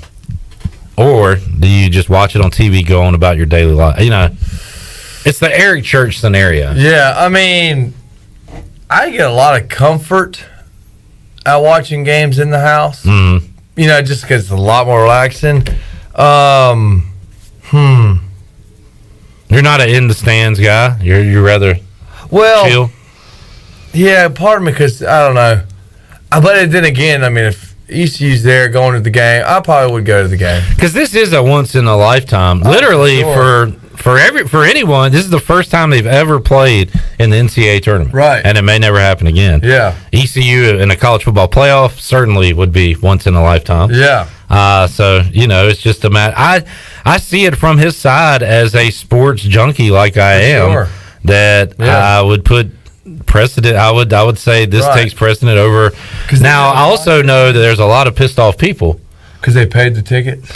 I think you can probably get your the ticket refund back on the tickets. But what if you paid for a hotel in San Antonio and for travel and all? Do you get that back? That I don't. Is that some kind of reimbursement that Eric Church would have to do? Right. And I don't know if he's going to do that for all those people, but yeah, there's some upset folks right now. But priorities. What do you prioritize? People aren't going to stop listening to him, I'm sure. Yeah, that's right. Get mad at him like a mad boyfriend. Boycott Eric Church. Yeah. Let's get it trending. All right, so that's the schedule for Saturday. We'll have the games for you right here on Pirate Radio. Pro Day yesterday, Bryce. I thought Mike Houston was joking. In fact, I let out a little chuckle when he said it, but he was being 100% serious when he said this. This is the beginning of his comments yesterday. Hit it, Chandler. All right, Coach. Well, big day out here for dreams, I guess. Your thoughts on how Pro Day's going so far? Just an exciting day for our program, and excited turnout we had from the NFL scouts and CFL and XFL and NASCAR and everybody else. So it's a lot. So I thought he was just like, I was hoping to hear your chuckle. NBA was out here and da-da-da was out here and NASCAR. He was serious because former Pirate linebacker Dustin Lineback was at Pro Day yesterday with his card saying, look, guys, chase your dream, make the league, do all that. But if it don't work out, guess what? We got a career for you in Charlotte, North Carolina on the NASCAR team. So he was there representing RFK Racing, the new Roush Fenway Keselowski team. Dang.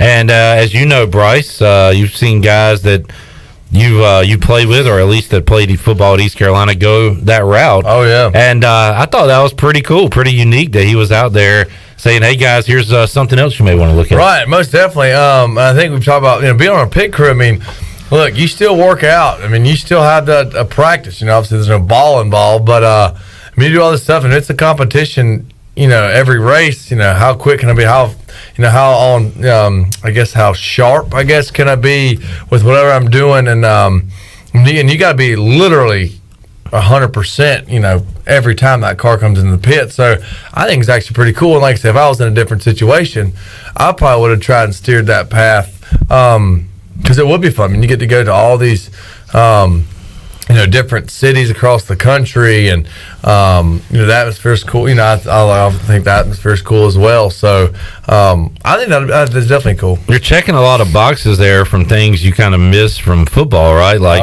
the first of all, the competitive side of it, but the camaraderie, the team, and then you call it a clubhouse in baseball, a locker room in football. I guess it would be a garage. Yeah, and you got the garage with the guys. Yeah. So like you're talking about a competitive sport there that a lot of Pirates have found their way to it, and maybe some future Pirates will be there. I don't think there's a lot of people who can quite grasp the idea of just how competitive being on a pit crew is. You really do make a big difference on the outcome of a race. Most definitely. I mean, it's this thing of being the lug man. I'm saying, you have to hit with that impact. I mean, you got to hit those lugs that are, what are they, 19 millimeters, whatever they are. As much as you like to get your hands dirty too, Bryce, exactly. That would be right up your alley. Oh yeah, I mean, you got to be on dang point. But Bryce would be out there. Let's get to pumping. Yeah, honestly, it's funny. Like Jackman would be kind of, because they also do it by Let's five. get to pumping. And Jackman actually would be. Yeah. What I think it's Jackman and Gasman for like leverage purposes. Obviously, the smaller guys on the tires because they got to get down. I think James Craig is a tire guy or something. Okay. But yeah, so that would be a great slogan T-shirt. Let's get to pumping. If I was on a pit crew.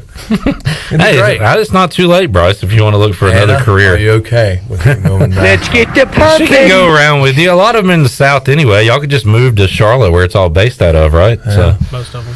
They're in Richmond this weekend. That's right up the road. Yeah. They're good to go. But that was pretty cool. They were so look out for a few of the Pirates at Pro Day yesterday. They could potentially be in NASCAR in the future. All right, so Tyler Snead, Bryce, like he's a great player. He's just so productive. I watched him yesterday. I'm ready to sign him to my team. I don't have a team, unfortunately. The problem is his height. I mean, he's just not going to get any taller. So do you give him any kind of chance to hopefully he'll get a shot. Get a rookie invite. Yeah, something. Yeah, I mean, I would hope he gets at least rookie mini camp. And I think it does. I mean, I'm definitely optimistic with him, and obviously his talent and ability. Yeah. Obviously 5'7", 100. What is he? 67. What did Igoe say? Did he come in under 5'7"? It was 5'6.5". Yeah. So he 5'6". Can't remember the weight, but 5'6.5". Maybe he did look thicker, I will say. Yeah. It looks like he's added on some bulk there. About as much as he can. His body just without won't let being him. too. Yeah, because you don't want to get too heavy and be slow, because he needs speed and agility on his side. Well, he still looked fast yesterday. So that's good. I'm sure he's got guys' body weight right. I mean, there's without a doubt the talent's there, the drive, the ambition. All that. I mean, he's got everything you would want on it. And I guess if they can't catch him or touch him, then he's good to go. Yeah. I'd love to see him get an opportunity. I think if someone could just give him an opportunity. I don't know what his 40 foot in the door. Because, obviously the league is way different, than what college is in every aspect. I mean, everybody's fast and strong. And it's, getting Dante Hightower on Tyler Steen may be. Were you? He may not be able to catch Tyler Steen. Were you shocked at all, or did you? You had to know that. All right, I'm walking into a different universe of athlete here. Like, was there any shock? Like, wow, I used to kind of bulldog guys, and now everybody's. Yeah, I mean, like I said, all the linemen are big. Obviously, the safeties weren't anything. No, those are still safeties, and stuff like that. But the linebacker, which was funny because Dante Hightower, he's a different breed. Yeah. It's funny though, linebackers are still weighed more, if not the same, and still same strength wise. But I guess when you're just there and you're seeing these guys, I guess it's just different because I was 22. These guys are 30. There's definitely a big deal, in that form. But it was a little bit like it was funny. I was like, I felt small, but I was like, why do I feel small? I'm literally still bigger than the linebackers, just as big as the DN. It's also kind of weird too that you're like, hey, this is a young man's game. I'm a young buck, but these 30-year-olds are in the best shape of their lives in their prime. Kidding. I mean, it was unreal. I mean, I definitely remember. I mean, Dante Hightower was probably the biggest linebacker I came across. I think he was 6'4".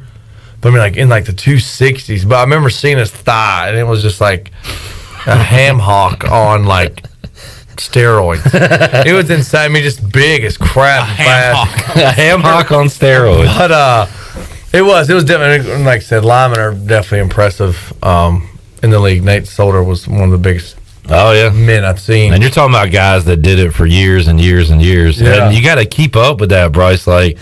That's too. I never really even think about it. You just take for granted they're going to be there on Sundays, but what they eat, how much they work out, if you were still in it, you'd be doing that every hour of every day. Oh yeah, and it would be great. And I would look like Gronk. I'd probably have a little less body fat. Like I said, look like Gronk, but it was great. I mean, this was when I was at the Cardinals, to show how that nutrition is just staying in it. Larry Fitzgerald obviously was a little heavier than the receivers. He's about 220s, I think. Still a big guy. And here I'm a tight end, and we just got done lifting. We got done with practice, and let's bench. And I'm thinking, God, I'm tired. And sure enough, Larry was in my lifting group, and we're sitting there benching, and I'm like, I don't plan on going too crazy. Well, that son of a gun, he was what is he now? 30, mid-30s, whatever. Maybe later 30s, I think. And I was like, all right. He's 38 now. Yeah, so he was the 2018. So he's mid-30s. So 38. So say 35, I guess it is, or whatever he was. And all right, well, before I know, we're doing reps of 6. And before I know, we have 335 on the bar. I'm like, dadgum, Larry, making me work. And I'm like, dude. That's not the workout partner you want. I know. Because you said different breed earlier. He is about as different as it gets. We're talking about a guy that played 17 years or whatever. He still hadn't officially retired. cow. I mean, look how long he's been in the league. That's crazy. Look at all the 100 catch seasons, the 1,000 yard seasons. It's unbelievable. And it was. And I'm sitting here like, I mean, of course, I'm not going to like not do the same or not more weight than Larry. Like, I got to prove myself here.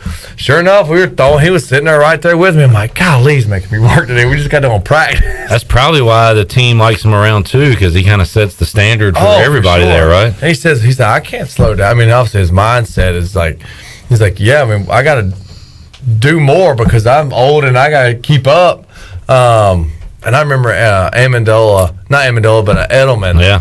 It was like during training camp, and he was, I don't know, just his way we were in the weight room, like his mindset was, it was just very cool to be in like that atmosphere, not even for like the league purpose, but just everybody's mindset was the same thing to, we're here to get better. Like my job's obviously not obviously he was probably more solidified, obviously, but it's like get better every day. Don't slack. So that was definitely one thing that I do miss about the league was the atmosphere like that. Edelman's looked at as we tend to compare every white slot receiver to one another.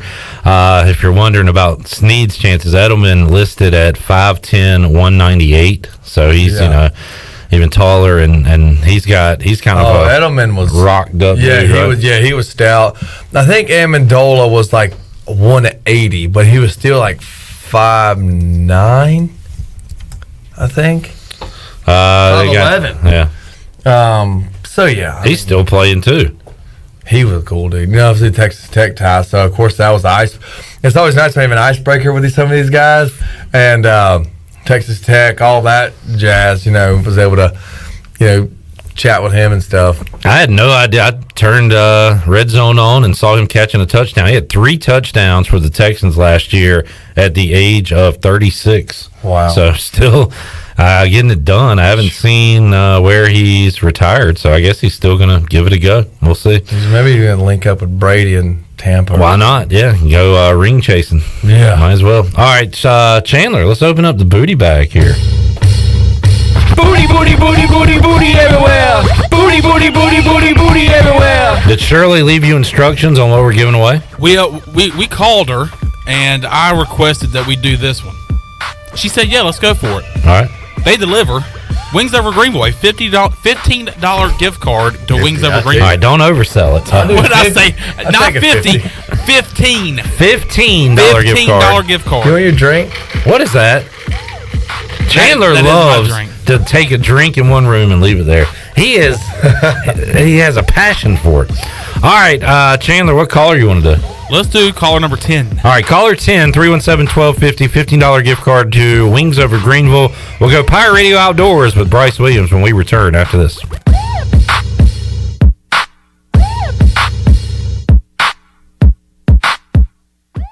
Hey, Troy D here with my good friend Kelvin Rawls from Pest Tech. Kelvin, I just want to thank you and Chris and all the great folks at Pest Tech for such awesome service. You totally eliminated the mosquitoes in my backyard, plus the fire ant problem I was having in the yard. Hey, you're certainly welcome, Troy. I have heard the same thing from all of our customers through the year of COVID. With everyone being home, they want to enjoy the outside and being mosquito, fire ant, and pest free. Enjoy all your property from the kitchen to the curb. Visit pesttechofgreenville.com today for complete service. Hey, Chandler, what are you up to tonight? Jenny, it's Tuesday, and I'm going to go sing with DJ Captain Morgan for karaoke at The Buck. Well, that sounds like fun. I have to work. Well, what are you up to this weekend? Well, believe it or not, I'm going to go listen to some live music Friday and Saturday night at The Buck. Live music all weekend long, really? Yep, all weekend, and they also have the biggest high-definition screen to watch all the sporting events on Sunday Fun Day. I'm going to have to go check that out. Yeah, just check out The Buck on Facebook or Instagram for all the information. The Buck.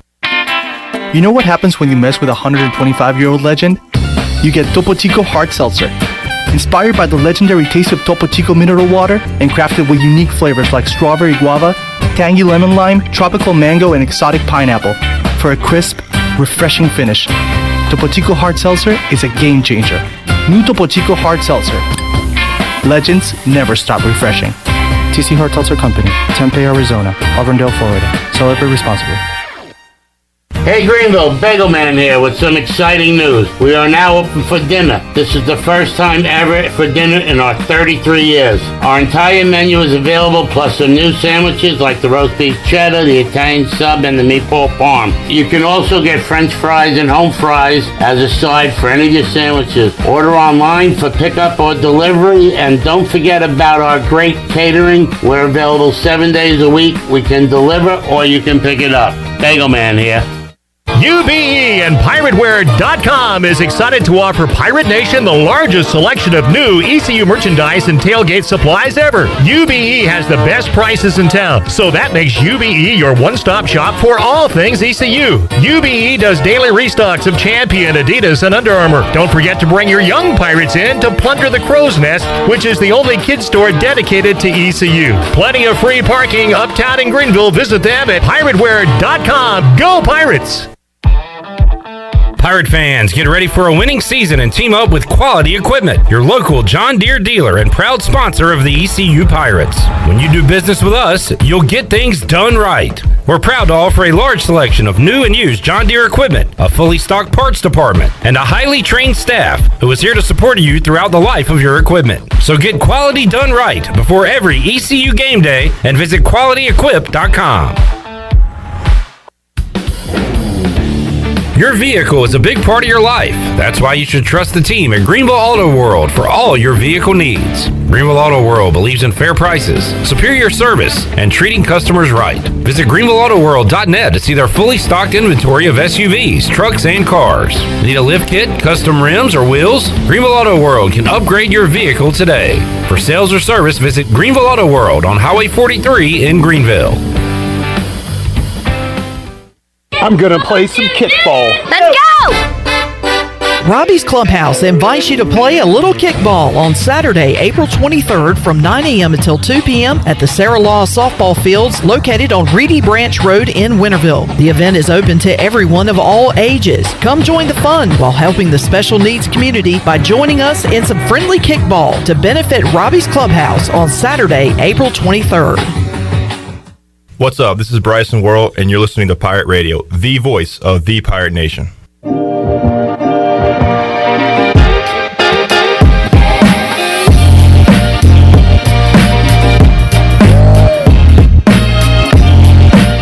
You're listening to Hour 3 of Pirate Radio Live. This hour of PRL is brought to you by Bud Light, reminding pirate fans to stay in the game and drink responsibly. Bud Light, the official beer of the ECU Pirates, and proudly distributed by Carolina Eagle Distributing since 1989. Now, back to the show. All right, welcome back to the show. Congratulations to David Stahl of Greenville, the winner of a $15 gift card to Wings Over Greenville. If you're looking for wings to be delivered to your home this March Madness season, Wings Over Greenville has you covered with no third party needed. Wings Over Greenville has its own in-house delivery service. Be sure to try the all-new tender sandwiches by ordering ahead on the Wings Over mobile app. Open until 3 a.m. on Friday and Saturday. Wings Over has everything to cure those late-night munchies. Give them a call at 758-9464. Wings Over Greenville. They deliver. Now let's head back into PRL.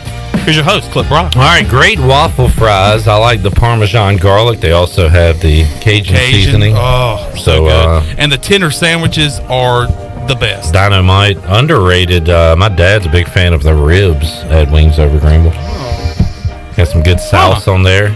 And Friday and Saturday night, they stay up until 3 a.m. So after the Carolina Duke game, if you still are a little hungry, have the late night munchies, hit up Wings Over Greenville. They'll take care of you. All right, sounds good. Thank you, Chandler. CJ Schaefer here. Bryce Williams hanging out on a Wednesday, and it's time to go outdoors with Bryce Williams, find out what's going on inside the boat or inside the woods, and see what he's been doing this week. Bryce, what you been up to? Yeah, mainly the big focus has been obviously my whole repower. We do have good news. I've pretty much got all the pieces. I'm slowly putting them together, and found a gentleman out of Washington who's able to do like more of the rigging and the technical stuff and the tuning of the motor and everything. So I'm doing my part, pulling hydraulic lines, data cables, all that through all the time-consuming stuff. So the less he's got to do, the less I got to pay for. So we're getting closer to the water for my boat. So it's big big excitement, I guess, or anticipation to know we're almost there. I have been patient through the whole endeavor. And Anna's like, why do you do this to yourself? Because obviously things don't go as smoothly. Yeah. But I'm doing it like I stayed up to probably like 10 the other night trying to get these hydraulic lines through the boat. And of course, I was pulling it through the back to the front, having like a lead string. And I'm like, son of a gun, I bet I worked on it for like 45 minutes because you want to be patient trying to get it through. And I wasn't getting mad, but I was like, okay, we got to figure something out. So that's about 45 minutes of me trying to go back, from the back to up through the console. I was like, hold up, these things are awful rigid. So let me just see if I go from the console back to the back of the boat. Sure enough, and it just went. I bet I did both of them in like 3 minutes. I said, wow. But learning experiences, it's all about that. If you're doing it wrong and you figure out the way to do it right, well, you eventually hopefully figure out how to do it right. There you go. And you accomplish something. So now I know the right way to do it. But it's exciting there. Hopefully this weekend, I'll be out on the water in some sort. Turkey season's coming up, so everything's falling right into place. So I'm excited. What's your favorite time of the hunting / fishing calendar year? Favorite month, favorite time? Goodness, obviously I think hunting. What is that? Fall, winter? Would be fall, like the November. Yeah. That's the rut, and you got good opportunity to shooting a good deer during the rut because everybody's all the deer's moving around trying to find a date. So definitely the fall when it's you're especially like situational will definitely be box stand overlooking some big lanes in the box stand, but it's a light rain, just drizzling enough. It's the morning, and really setting the scene here. It is, and it's about 40-ish degrees, just not too well, maybe like 45, just enough chilly to be there. And then that is the perfect setting there. Cloudy day, obviously, for the deer. So that's my favorite hunting situation. Okay. Probably fishing would be probably like late spring, like sort of like the May, June, early. It's not too blazing hot out there. Okay. Probably first morning top water. So we're getting close to that time. We are. So probably first morning top water. You got the sunrise coming. It's just up, and you're working a top water plug, and either on some big trout and or redfish. So those would be probably my two favorite scenarios. Obviously on your inshore stuff and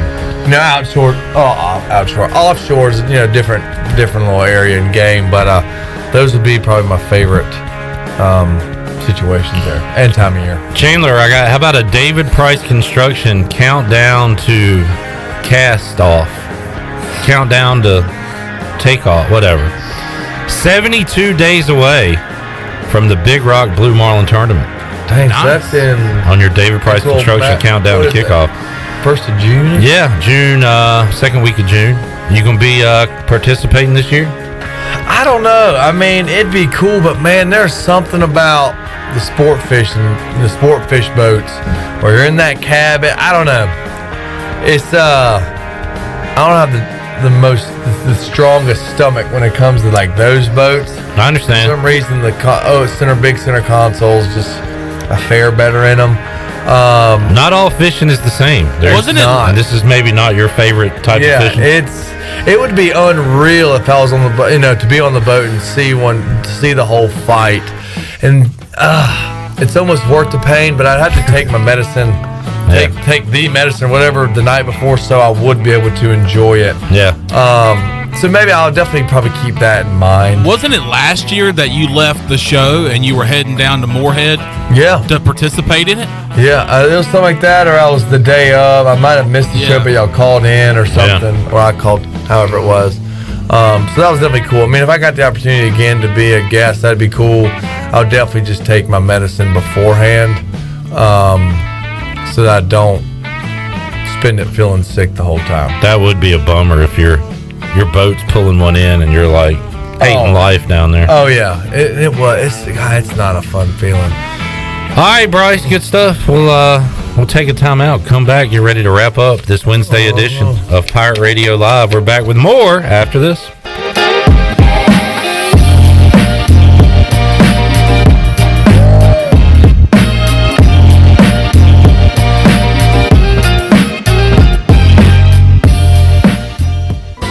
Have you ever seen those exotic aquariums like the guys do in Las Vegas on television? You ever thought about having one of these aquariums in your business? It's more affordable than you think.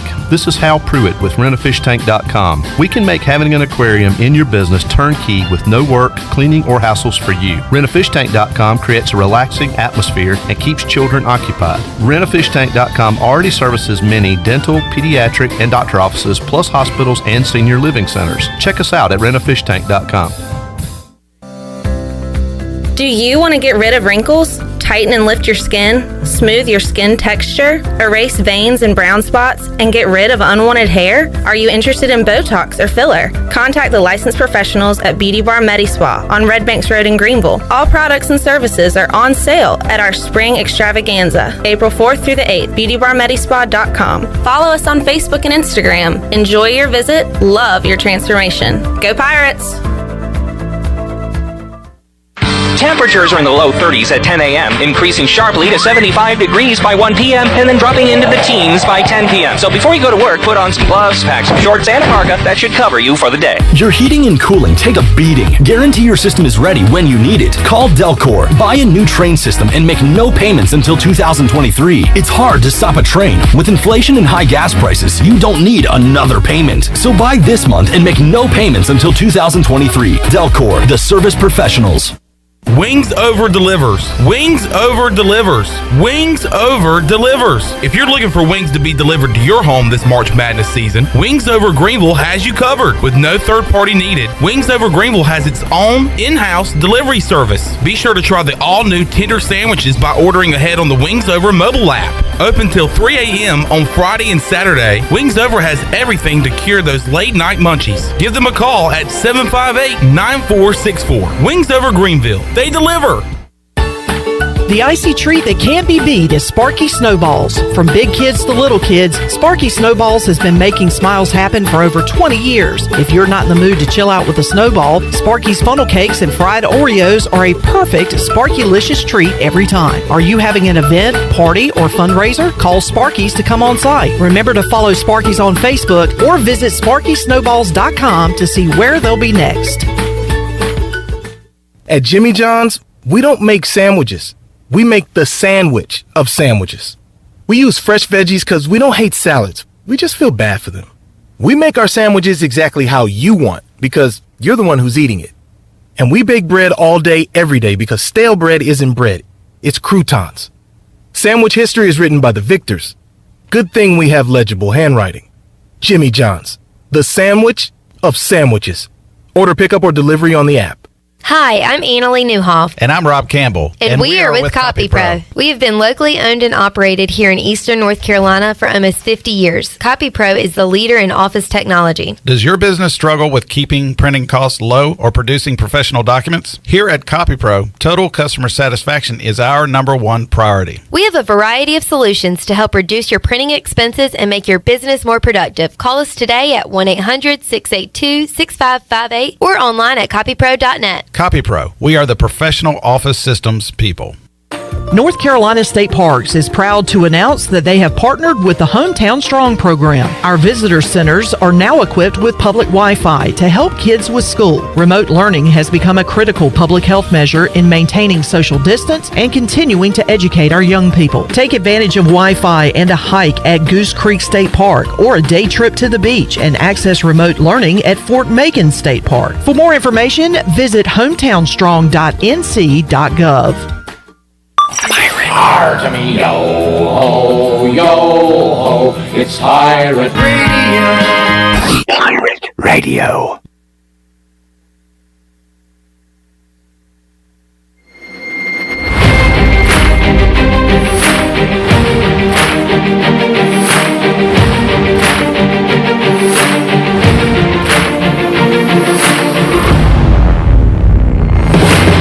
You're listening to Hour 3 of Pirate Radio Live. This hour of PRL is brought to you by Bud Light, reminding Pirate fans to stay in the game and drink responsibly. Bud Light, the official beer of the ECU Pirates, and proudly distributed by Carolina Eagle Distributing since 1989. Now, back to the show. All right, welcome back to the program. Did you miss the show on Pirate Radio? Listen to all of Pirate Radio's archived local programming by subscribing to us on Apple Podcasts, SoundCloud, or Spotify. Subscribe today by going to the podcast app on your iPhone or Apple device and search for Pirate Radio Audio Archives. Now let's head back into PRL. Here's your host, Clip Brock. Bryce, enjoyed it, man. Thank y'all for having me. Have a great rest of your week. Good luck finishing up the boat. Let's get it in the water. That's right. Have some fun. And coming up Thursday on Pirate Radio Live, we'll visit with the voice Jeff Charles, amongst other guests. David Glenn going to join us to talk about the Blue Blood Showdown between the Tar Heels and the Duke Blue Devils. Got that and a lot more on the way Thursday, 3 o'clock on Pirate Radio Live. For Chandler Honeycutt, CJ Schaefer, Bryce Williams, the crew here at Pirate Radio, I'm Clip Brock. We'll talk to you Thursday at 3. So long, everybody. Thanks for listening to Pirate Radio Live, an exclusive presentation of the voice of the Pirate Nation. This is Pirate Radio, WGHB Farmville, 1250 and 92.7 FM Greenville, WDLX Washington, 930 and 104.1 FM Washington. The following is an exclusive presentation of Pirate Radio, the voice of the Pirate Nation. Welcome to the Pirate Radio Podcast, featuring special guests discussing a wide range of topics and personal stories. Now live from the Pirate Radio studio, here's Shirley Rhodes. Hello and welcome